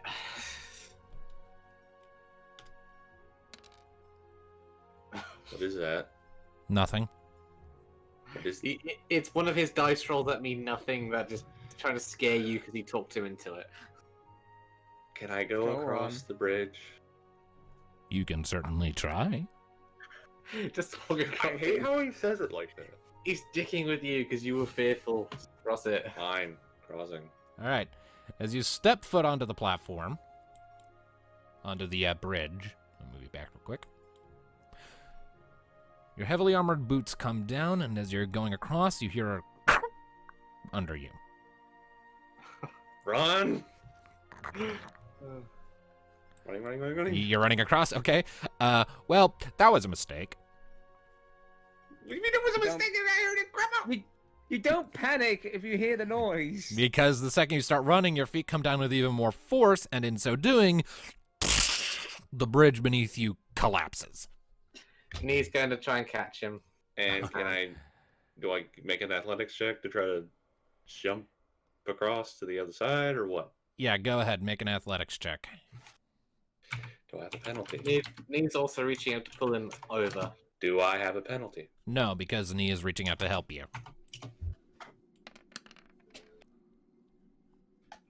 Okay. Do I make So- it? Yeah, you make it. You feel it starting to give out under you. You give a quick jump. Nee reaches out, grabs you by the hand, and pulls you the rest of the way across. You see that? Was that That always going is to happen, why- or did you add that just because he was fretting over it? Little of both. And think this you is see why that? you not That talk. is why you let everybody else go before me. And that is why you don't talk our omnipotent overgods into dicking with us further. He was gonna do it anyway. I know that's what that 4 was. I know it's what it was. We have a choice now. Anyway, Either what do we see with the light? Okay, give me just a second, and I'll pull out the reveal tool. You can see more of the stream up ahead. And you can see more of the tunnel sort of reaching off to your sort of south left and further up where the pond is. Sorry, my brain went there for a second. And you can just make out that there is a waterfall coming down the rocky slope on the other side, because it's back to being wall over here on the far side of the chasm from where you started. So you can see over here. You mean this wall?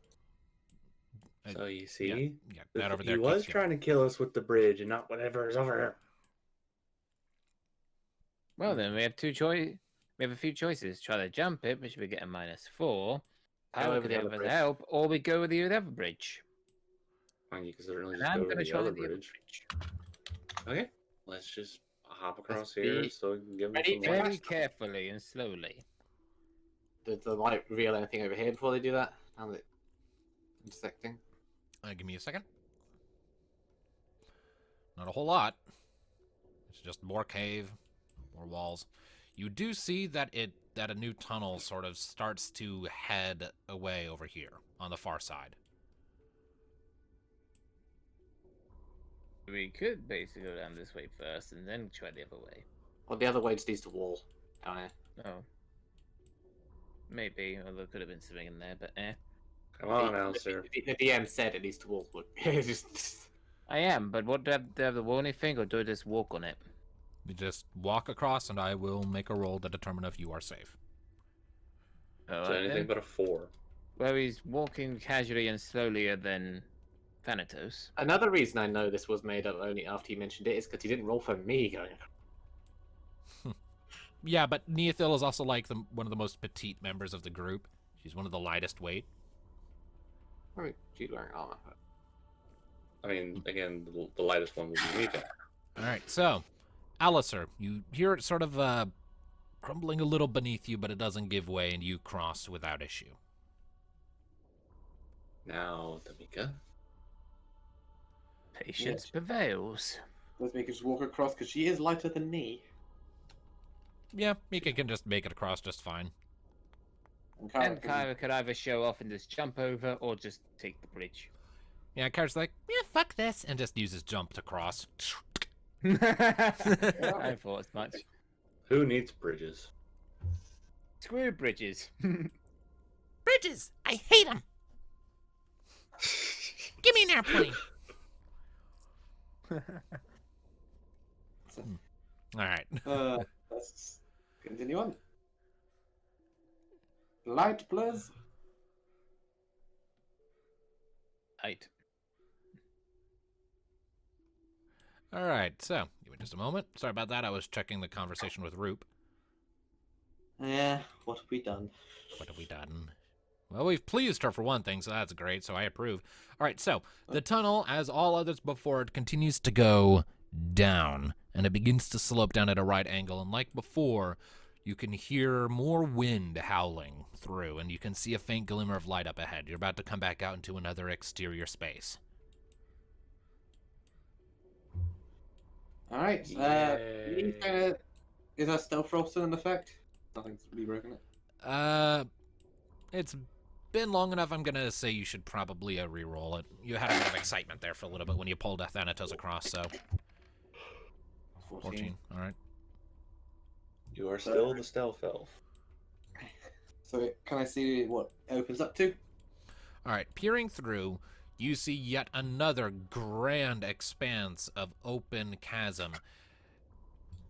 The platform itself that it opens out to on is relatively wide and has more trees on it. But what's interesting to you, give me just a moment here to sort of draw it in, is that you can see a series of more rising peaks and spires of stone, but also narrow, flat plateaus that stretch across, you presume, to the other side, where you can just make out that there is indeed another platform. Out here. Hang on, I'm drawing it in. Jumping puzzle. Lovely. I But don't like also, jumping puzzles. as you're peering through, you look up one of the spires that you can see, which is what these gray things are. The bright gray is not something you can stand on, because it's like vertical slopes. You look off to the right up at one of the spires, and you see a wind drake, another one, perched at its top.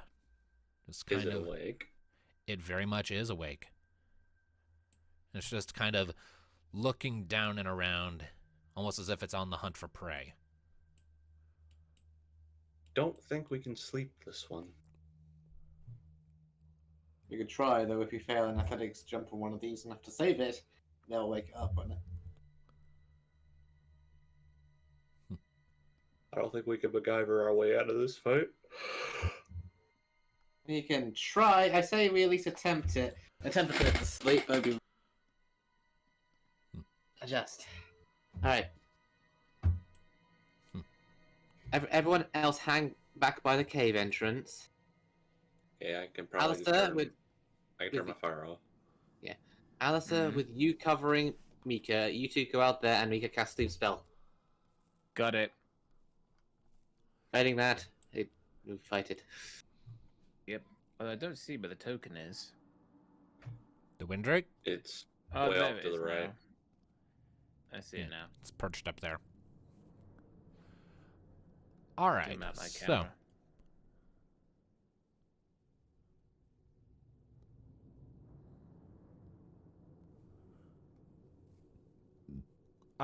Mika's gonna look out at it and wince. I don't know if I have the range to get that, even from the very edge. Hmm. Yeah, it's pretty far away. I mean, I'm trying to think. The only thing we could do, if we could, like, throw like in a random direction and it can basically might go over to somewhere to investigate the noise. Ooh, I got an idea. Oh, You do. You said we'd like a distraction, right? Yes, that would be helpful. You all forget one little trick that I learned. What Summon trick? pest. Oh, I forgot about that spell. Yes. Isn't that the same spell you used to summon that bird? I did. Huh. So what if, say, I make either a bird or a mouse or something to get its attention and bring it closer so Mika can put it to sleep? Hmm. You could certainly try. Let me double check the exact wording on that spell. Because that's a homebrew spell. We gotta make sure we're doing that shit right. So give me a second. Yeah, it's an out of combat spell. Let's see here. Summon pest. Oh, a homebrew one. Cool. Yeah, it's one of our. It's one of the out of combat spells I came up with. See here, summon pest. Should be on chapter. Should be on page 5. There it is. All right. MP cost 3. Effect. The caster may conjure a small creature in their hand that can fit in one's palm, like a rat, a hamster, a small fish, a chocobo chick, or a cockroach. The creature exists for up to 5 hours. This creature may be controlled by the caster and can exist up to a mile away. The creature, let's see here, it lasts for 5 hours, as I already said. The creature only has 1 hit point and no avoidance, and so if attacked, it will die. The caster will share all of the senses of their chosen pest up to a medium range away. If the creature leaves a medium range, the caster loses taste. If the creature is 2 medium ranges away, the caster loses smell and touch. 3 medium ranges away, the caster loses hearing. If the creature passes more than a mile away from the caster, it will disappear. If the caster is attacked or otherwise notably distracted while the spell is being maintained, then the creature will vanish and the caster will become afflicted with the stun status ailment. So, yeah, I make something and kind of think, ooh, there's something I want to eat. It comes down. Mika tries to put it to sleep. If it works, then there's no problem. Yes. But perhaps something a little bit bigger. Like a rabbit. Well, again, or I something. can only make something about as big as my palm. So rabbit won't work.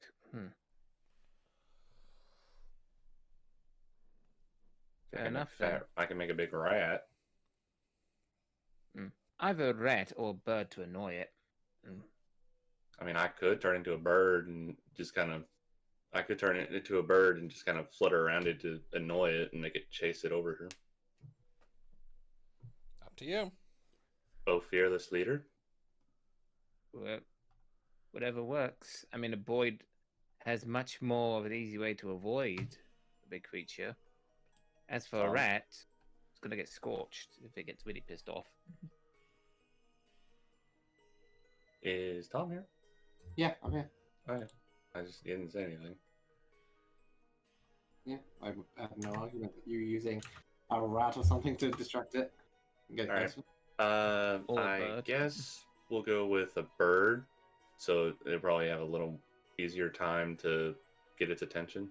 What type of bird? I guess we can. I guess we can go with a robin. I guess. Okay. Like last time. Okay, so kind of a colorful little red thing. You're trying to promote yourself to Batman, I see. You open up your palm and this little bird appears in it. Preens itself a little bit. Kyra looks at it and raises an eyebrow. Didn't know you could do that. Yeah, I don't get to use it very often. And sends it to fly off. So Last time you used the spell, if I recall, was in my arc. Yeah, when we were following the coral around. Yeah. So you latch your senses onto that of your robin and you send it flying off. How do you wish to approach the wind drake? Okay, so first things first. Let's see how far away I can be, because how much would... Be somewhere there? Then you have better I mean, range. you with said it. 3 medium ranges, I lose I said hearing. let's see here. Yeah. The specifications are, let's see here. At 1 medium range, you lose taste. 2 medium ranges, you will lose smell and touch, and you will lose hearing if you're 3 medium ranges away. Okay, so what if I... Okay, so from, say, this part of the cave entrance, I'll be just at 3. You don't necessarily need to get it all the way there. You just need to get it out there and making noise. Okay, so if I just come So, right yeah. up here and send you there, and send send the the little bird guy about maybe about right here. here. Or here. Yeah, maybe about right here, just to get its attention. All right. So you send Like, your how robin close Mika's does in it? range. Okay, how close does it need to be for Mika to hit it with sleep? Within a medium range. So about right there. Okay, Yeah. so if I send the little guy right here, and kind of make as much noise as possible to get the thing's attention. All right. You send your little robin out. Scampers along. Picks at the grass a bit and then starts letting out a lot of sharp whistles and tweets. I don't actually know what noise robins make, so bear with me on that. Something like that. Fine. Loud robin noises! And does the Windrake hear it? The Windrake does indeed hear it and looks over at it. But there's more this bewildered look, because like, small birds like that don't usually exist here. Just kind of looking, though. He's not really doing anything about it. Maybe a bat would have been more suffice, but oh well, too late for that. I probably could have done a bat. I mean, it's not looking at it with any kind of predatorial thing. No. It doesn't seem to be interested in attacking the robin. It just seems to be observing it with idle curiosity. You get the impression that chances are windrakes don't necessarily eat robins, because a robin, like, to get kind of morbid here for a second, if we were to eat a robin, it would barely be a snack. And a windrake is like 3 or 4 times our size. True. There's I like wouldn't be able to make anything bigger it's than not that. really worth the effort to try and catch a robin for the minuscule amount of sustenance it would give in return. Okay. Next idea. Can I get it to fly over and annoy it? You can absolutely do that. All right, let's give it a try. All right. Do you have any specific way you're trying to annoy it? Flutter around its head and just kind of... Try not to get so close that it can just bite it and be done with it without... Yeah. I mean, like, again, it's just be fluttering around its head constantly. And just see how Let's see how it responds. All right. So you This is start. gonna end Yep. So you start fluttering around the Winddrake's head, flying up, and it just kind of eyes you for a second and just like shakes its head.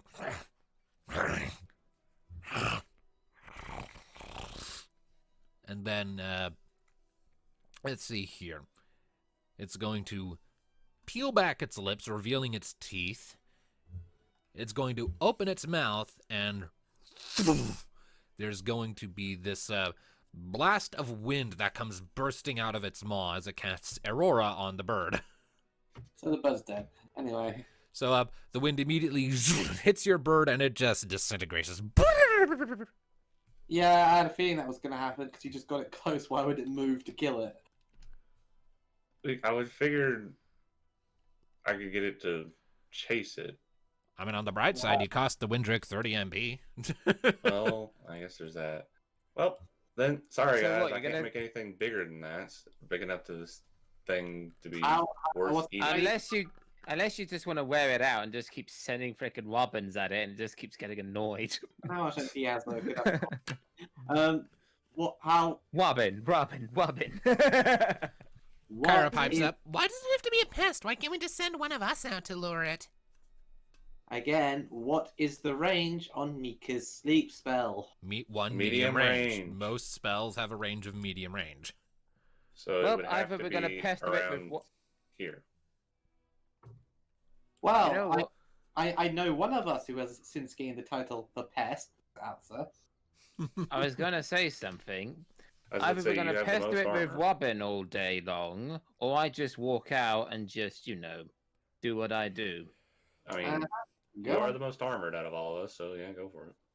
Yes. Alrighty. So, wish me luck, everyone, because the wobbin technique is not working. I tried. I know. It wasn't a bad idea, just the execution was a little off. I mean, I can't make anything worthwhile. The bright side is you made it waste a good chunk of its power, hopefully. So Okay. even if it does come furious at me, I'd be fine. Just get out there. Alright. So, And you need to be about here. And no, I'm basically, no, you walking can't along walk and- on the bright gray. That's a sheer wall. Oh. Whoops. Yeah, you have to be on the green or the blue, and not the dark green, because the dark green is trees. I know that. Speaking of which, why is the screen on the token layer? Get on the map layer, you slut. You too. Get on the map layer.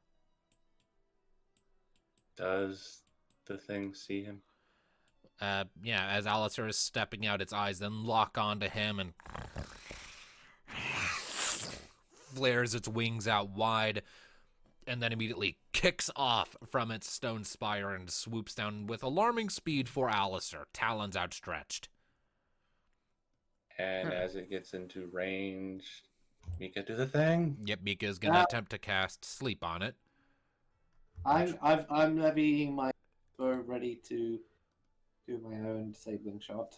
Can you do that more than one per session? I haven't done a disabling shot yet. Oh, disabling shot. I thought you said throw stone. Alright, so that's 5 MP, and Mika and the Winddrake need to make opposed finesse checks. So, Mika.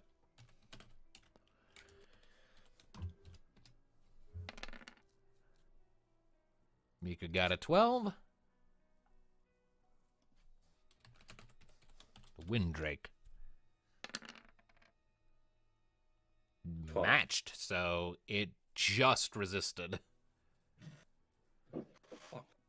So she fires off the cloud of smoke that flies up and hits the Winddrake in the face, and it falters for a second and lands on the other side of the river from you, Alistair. It sort of shakes its head and That shakes didn't off work. the effects before turning to glare into the cave, its eyes narrowing dangerously. Alright, I'm taking a shot. All right, and with that battle begins, Mika's turn is already gone, because we'll say that's how she started. Alistair, you've already used up your movement. Well, medium. Then I can do something. You've already moved. Coming out here to draw it we'll say was your movement. Oh, alright. It's still a lightning arrow, so we'll see how that affects it. And it's... Does that hit? A 10? Yes. That is a hit. Just? Nah, it's a bit more than just. These things are easier to hit than the eels. They're a lot bigger. In that case, I will reduce his accuracy by 2. Alrighty. Roll damage. Lightning. Alright. Give me just a second. And I'm also going to move me out of the way so more people can get out of the cave. I'll move over here. Alright, so you lift up your crossbow as it's lifting its head and fire off a shot that sort of gets it right under one of its wings. As the lightning sort of courses through it. It does seem to react to lightning, just not quite as intensely as the eels did. Plus 50%. Yep. Alright, I'm gonna move out. Just puts me outside. Alright. Alright. Mika's gonna come after you, and that'll end her turn because she already cast her spell. Kyra and Thanos can both just make it outside. Equipped. Now, before I move, question on the type of creature this is. I know it's a Windrake, but would it technically count as a large biological flying monster? Yes, it has the large property, and its category is dragon, so it's biological. It's not a construct. Dragon, you say? Well, you see, because thanks to one of her abilities, I'm trying to find it. Ah, here it is. Ferocity. When fighting an aerial enemy or target possessing the large biological monster ability, Dragoon gains a +1 bonus roll to all accuracy and deals an additional damage step. And it is a large aerial creature. The effects stack, and it's +2 to accuracy and 2 damage steps. Okay, so it's not an aerial creature as far as its species is concerned. That's in relation to species. It's a dragon species, but it does have the large biological creature ability, so. Okay, so it's still +1 and +1 damage step. Yes. And that's to all attacks, not just her melee. Indeed. Though I don't think fire would work very well on this. First things first. To the Thanatos. So it doesn't have flying. It does. It means It's on the ground at the moment, but it can take to the air at a moment's notice. Okay. So I know it takes extra from lightning, but let's see if I can try to hit it with my new scythe. How much would the accuracy roll? Because it's currently on the ground, your accuracy would be unaffected. That said, I did forget a second ago. We are in the difficult terrain with the high winds right now, so ranged attacks that have an accuracy check will suffer its own penalty. So let's remember that for future reference. Indeed. So, and I get to use my new scythe. If that hits. Give me just a second. I need to get back to the map. I'm copying over some info.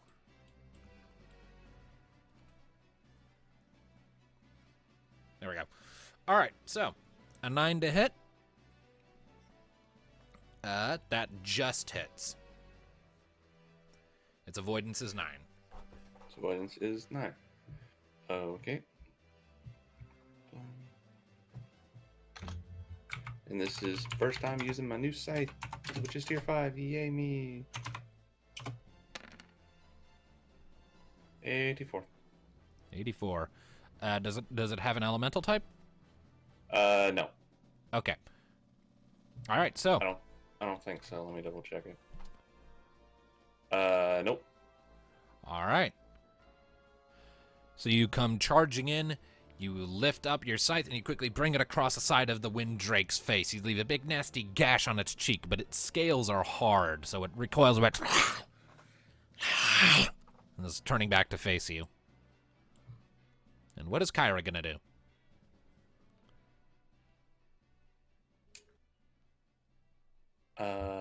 Kyra is going to jump. She quickly rises into the air. She will come back down at the start of the party's next turn. And now it's to the Wind Drake. Pretty sure, yeah. Don't I get to cast anything? Yeah, Alistair. Oh yeah, you get to. didn't- You didn't can't move, but understand you it. can cast. Okay. So what you gonna do? Yes. Well, I'm thinking. I doubt wind would do anything much, but it's my most heavy-hitting spell. Well, it's a Wind Drake. I don't think wind's gonna bother it. I mean, no, it casts wind, so yeah. It will take less damage or be negated entirely, so Mm-hmm. don't. And be doing more damage at least than Dia. So I give Well, it a no, shot. it won't. It won't do more damage than Dia if it like. It's probably gonna be immune to it, Darkness. Ah. So it won't do more damage. It will do less. Fair You enough could, then. you could resonance yourself. Yeah, do that then.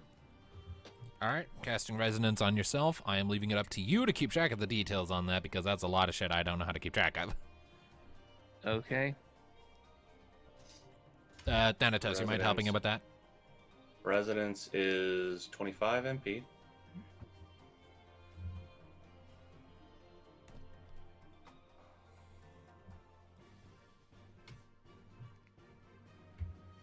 Yeah, sorry for that. Just got interrupted. Right.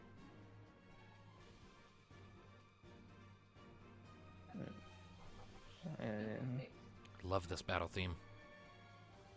Gonna play it again.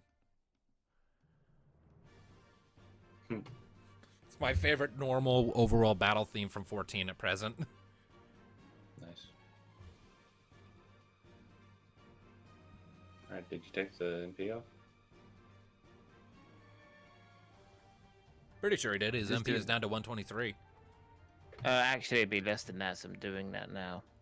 Because I remember I used it earlier and Dia. He did.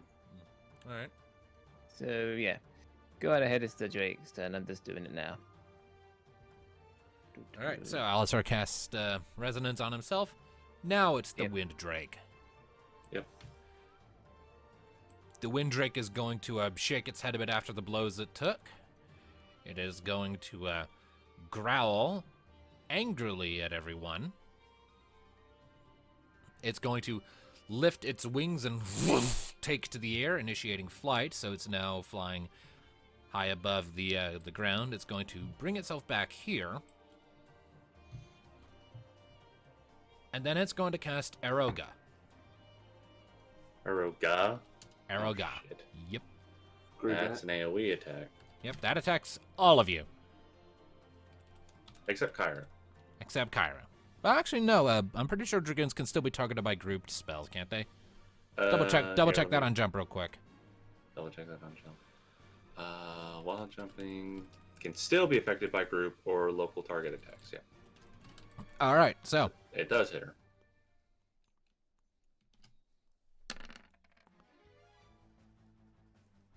all right, so 76 wind magic armor damage.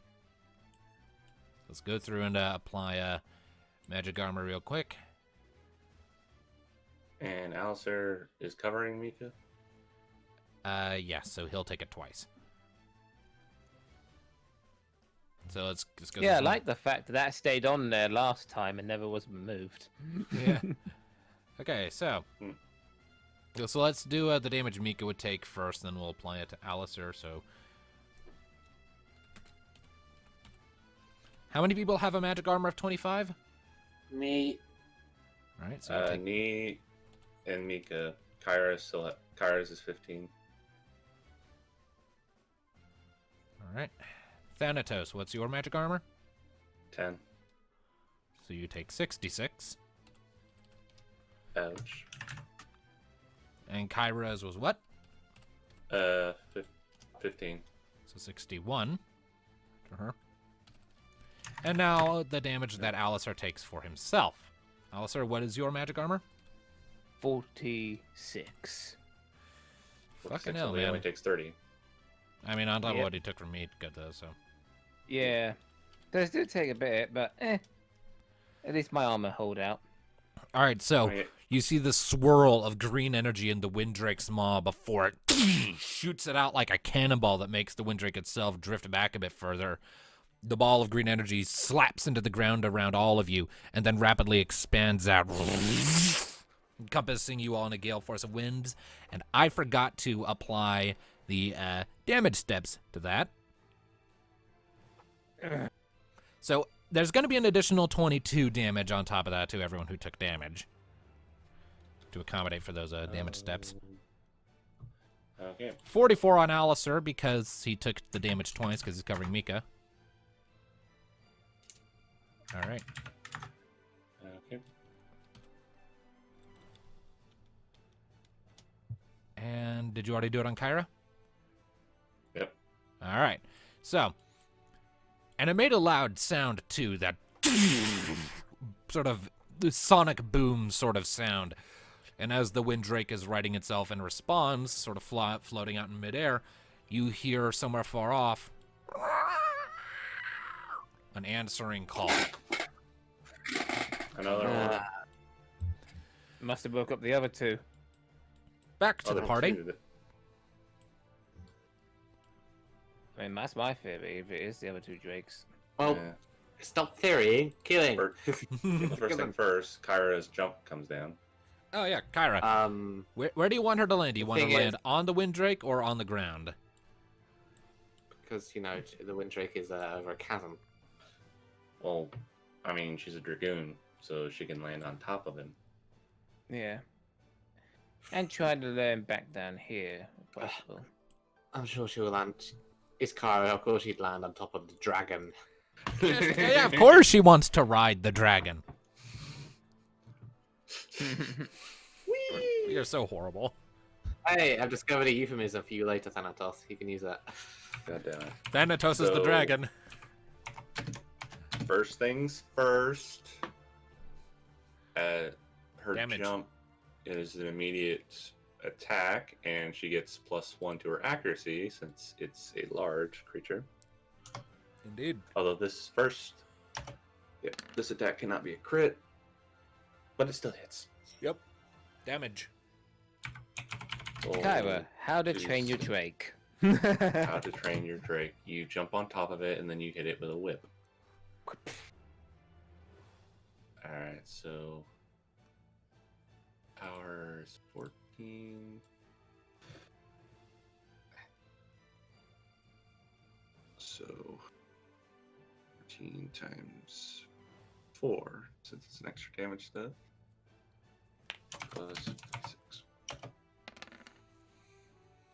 62. All right. So you'll watch as Kyra, like a missile or torpedo, comes down out of the ground and slams into the back of the Windrake right between its wings. It sags a bit under her weight, and its head curls back to start snarling and trying to snap at her, and it starts sort of spinning in circles with her on its back. I need Kyra to make an immediate force check opposed to remain on the Windrake's back before she can do anything else. Very well then.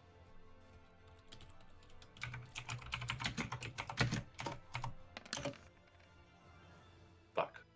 Make crit. They got a crit! Are you kidding me? Okay, so as it's sort of a Uh-oh. spinning, Kyra stands up. She can't quite find her footing and starts to slip, and in response, the Windrake does this clever little barrel roll, tucking its wings close, while its tail lashes out and slaps into Kyra, sending her flying off to slam over here, into the side of this tall stone spire. Oh. Is she able to, like, is it flat or is it enough to where she can have a footing? It's a slope, so she can't stand on it, but she's able to, like, get a quick grab on. I'll let her use her force check there. So she manages to find some spots to grab on, but she is clinging to the side of this spire right now. Alright. Shit. Okay, that was bullshit. I mean, she can So still what's use the, jump. I mean, she can use... Well, no, she can't use jump until her next turn, right? But when her I next think turn comes we- around, she can use jump again to go somewhere else. What's the deficit for aiming? It's, -4 to your accuracy. yeah, Alright. the notice on what's going on here is right there. I have the text on the map layer. Yeah. Still hit. Indeed. Of course it is, and it's still a lightning arrow. Yep. So, it hit it, and my second action will be reload, because lightning arrows. Alright, so that was need lightning to- damage. Yep. Alright, so that would be plus another 42 on top. Alright, so it's very difficult to figure out with the wind rushing in your ears and blowing in your face and throwing everything off, but you're able to like play along with it like an expert golfer, fire off a shot, and it flows along the wind current, curls around, and as the wind drake is coming out of its spin, you sort of get it right in its underbelly.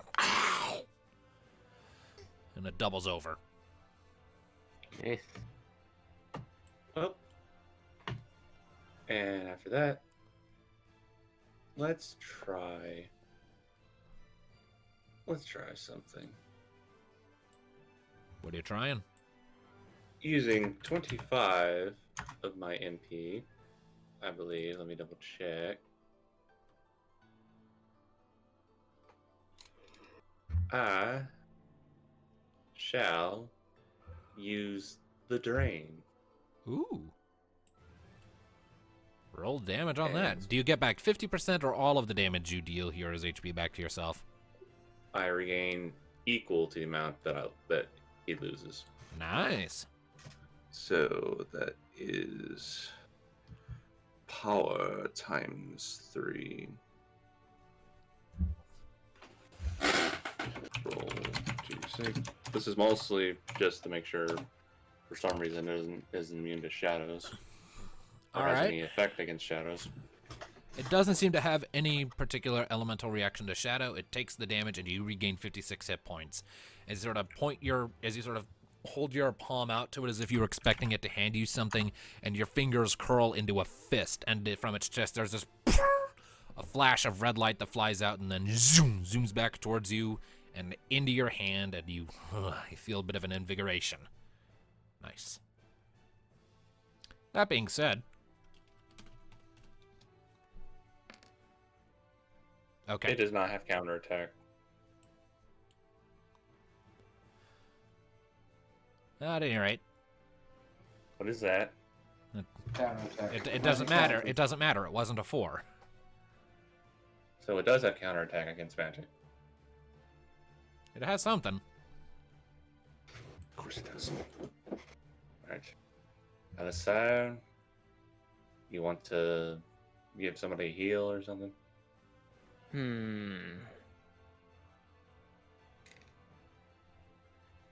Or Just pop an thinking Astra on Kyra just in case she gets fucked over?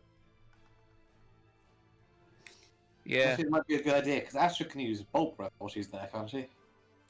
She can. Yes. Do that then. So, Astra the Kyra. Yep. All right. And now I can do something else. I can heal. Yep. Just thinking on who. I was thinking either me or knee. I would say knee, considering you're a lot more bulky than she is. You have like 100 Yeah. more. You have 102 more hit points than me does. That is true. And you have a Do lot that more then. armor. Even though I'd be the one chucking myself towards damage. Right. Just heal the neck. Doing it now. Make sure I packed in Which the right reminds me, numbers. once we hit level 10, we need to get you a stronger healing spell. Still thinking about it.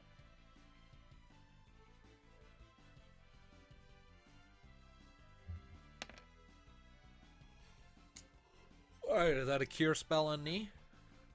Yep. All right. Neotho regains 39 hit points. He's up to 310. Goals. All right. I Great. believe Mika's the only one who still has to go, right? Well, Kyra's jump went off, but she still has her standard action this turn. Right. So, as lightning seems to work, let's try Bolt Breath. Oh wait, she gets an extra damage step with it, so let's times 25. 25.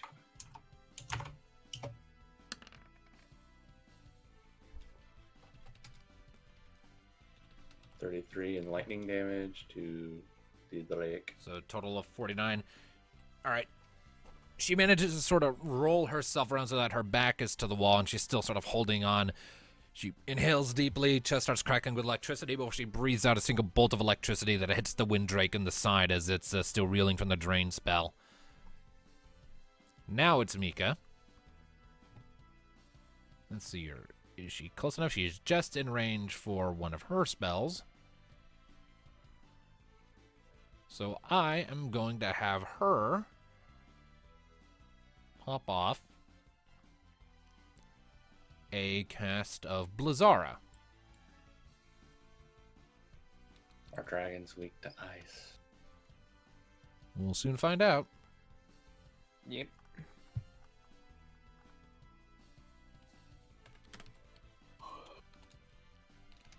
So 80.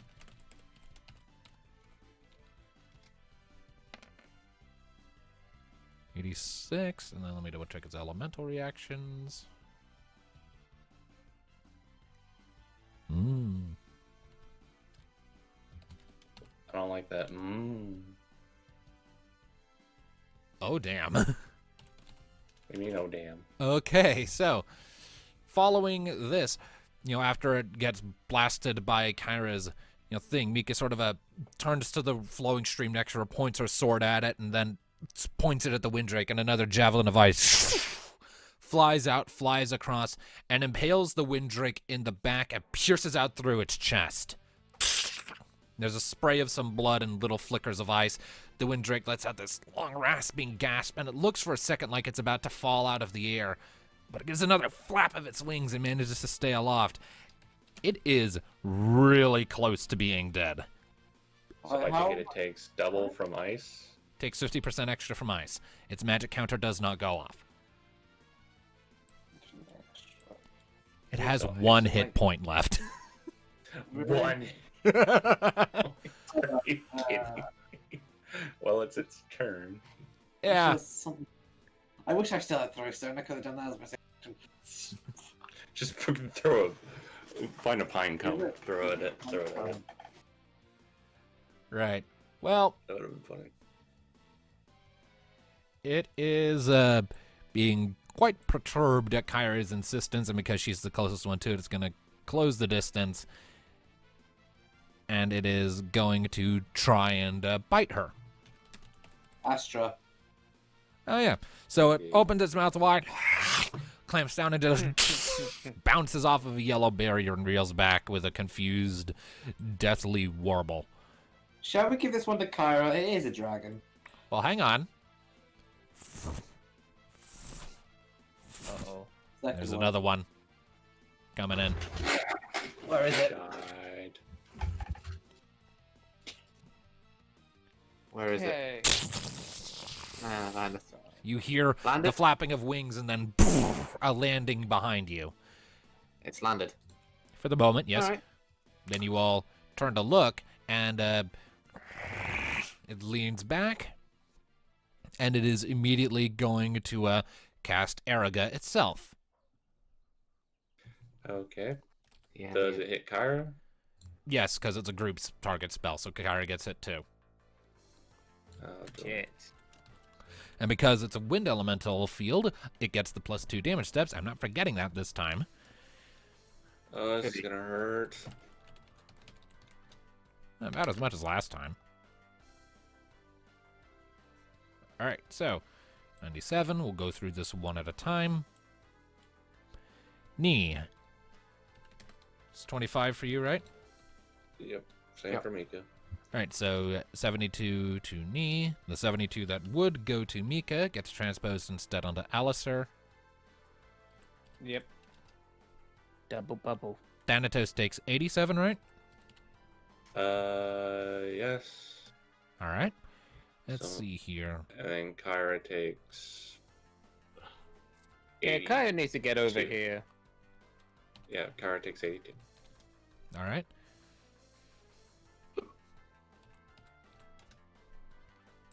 And Alistair, your magic armor again, please. It was 46. So 51 extra to you. Mhm. All right. Yeeks, yeah, that hurts. Back to the party. Let Kara finish off that one over there. Everyone else. Well, Can she Yeah, do I the mean, jump I'd really- ability? I'd really like her to jump to get out of Yeah, there. because I was going to finish off the Drake. Yeah, let's I let don't Alistair mind. finish off that. Kyra is going to jump. all right. Kara jumps. Hey, hands off my friend. Doesn't have hands. All right. You fire off a Dia spell, I'm assuming is what that is. Remember to subtract the MP. It flies up, hits the shard of ice that still has it impaled from behind, and the ice spear shatters, and you can see like a puff of icy mist coming out of its mouth as its eyes go dull, and little shards of ice start to poke out through its skin from within. It gives one last and then just drops from the sky.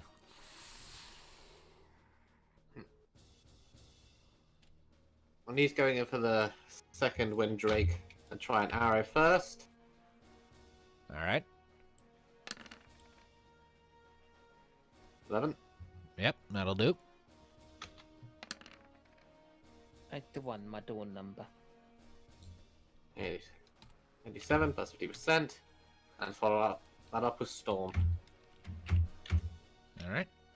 which is melee, so it'd be normal. 7. Mm-hmm.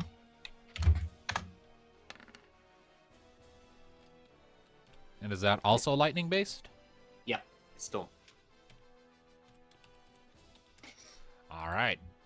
So, you heard it a lot, certainly. As you real quickly charge across to meet it, you lift up, you fire off a shot that sort of hits it in the snout. It recoils in irritation, and as it's doing so, you sort of slide in underneath and quickly jab your knife up into the joint under its wing. There's a bit of blood as you pull back. It's clearly displeased with your with your actions.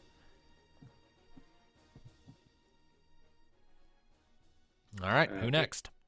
Alistair's already gone. It is time for the me. And let's see here. It's still on the ground, right? Yeah, it's grounded at the moment. Okay, then I'm going for a melee because I'm trying to save it. My MP. Oh wait, I gotta try to hit it. You got it. Damage.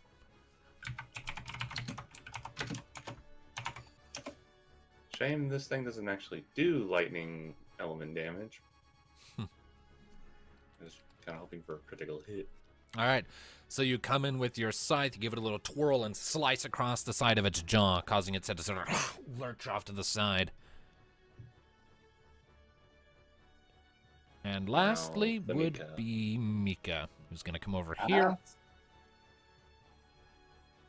What? It's ice. Ah, yeah. Ice. So she's going to come over. I'm going to subtract 20 MP and cast another Blizzara spell.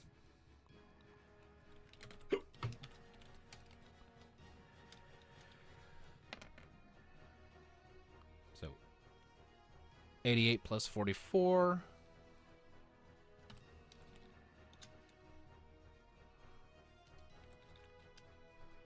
And I need to roll a d4. Nope.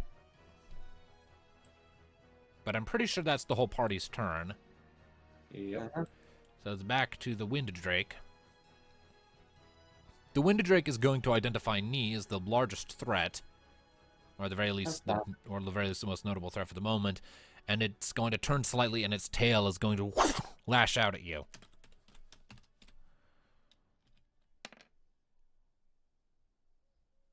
Yep.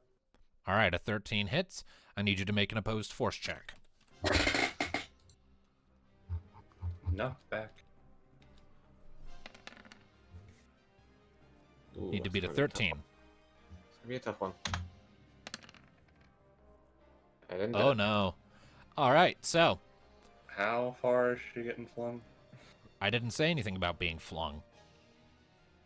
First, Oh, okay. first the attack will deal its normal damage.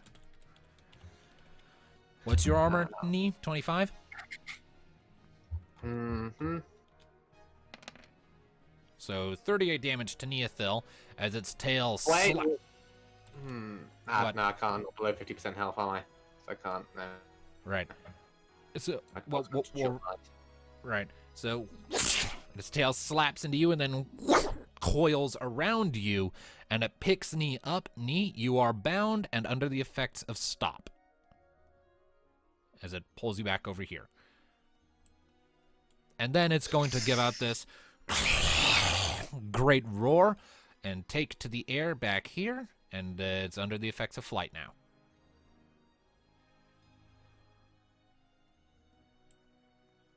Has that got a turn timer on it?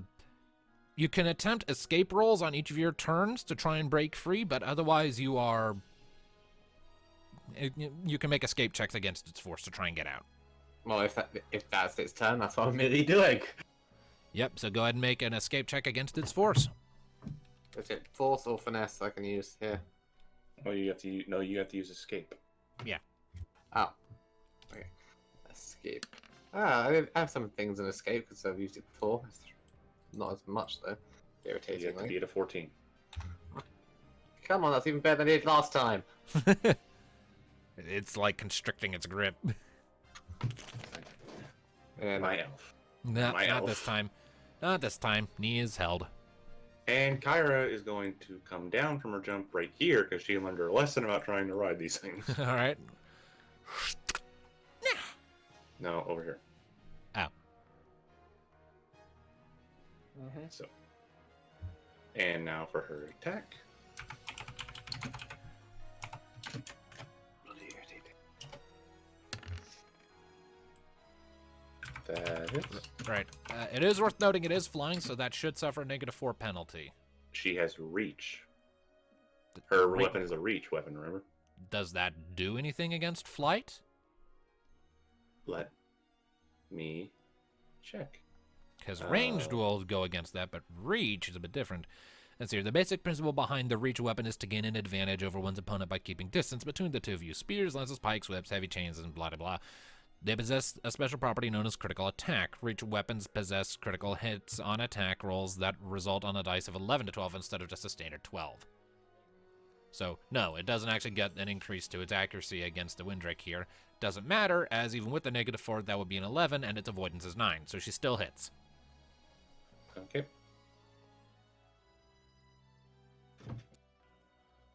But she still gets the bonus to her damage. Mm-hmm. 14. Yep. 56.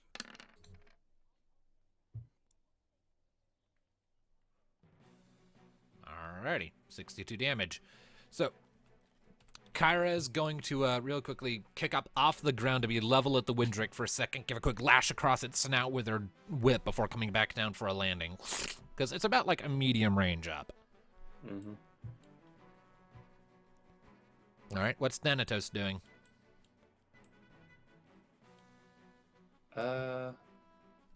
Seeing as the thing is in the air, he has no choice now, and will expend.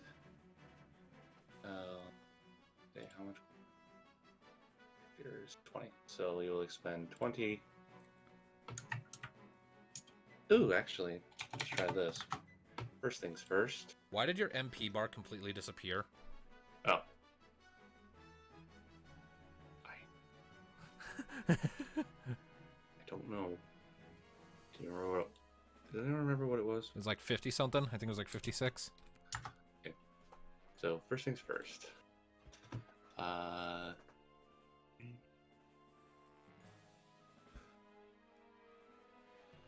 He shall initiate the dark side. Okay. He will not be summoning Caius, Alright. but just adding it for an attack. 20 MP for a Fear spell. Alright. So that's power times 8. And I believe that he's under 50. He's under 50%. Yep. So that's an extra damage step. So it's 16 times 9. Damn. 144. How do you want to do this?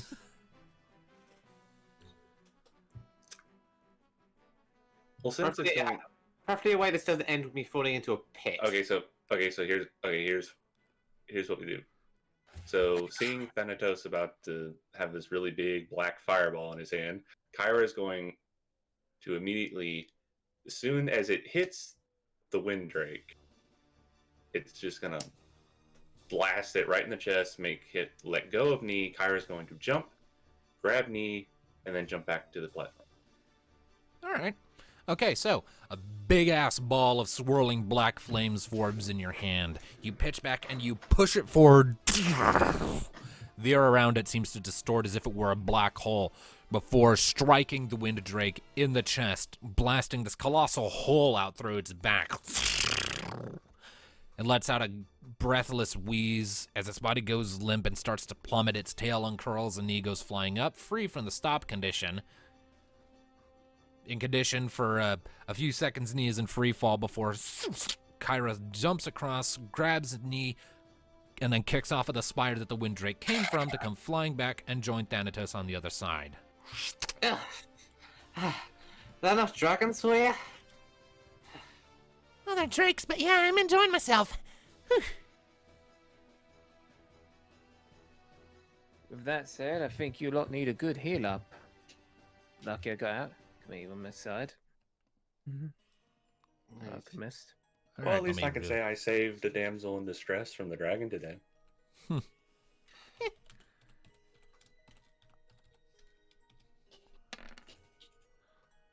I'm Well, surprised I'm not at being least- punched in the face. At least this damsel didn't need a safety rope. Technically, I didn't need it last time. Yet you still had it. Well, I didn't need it. Unlike somebody.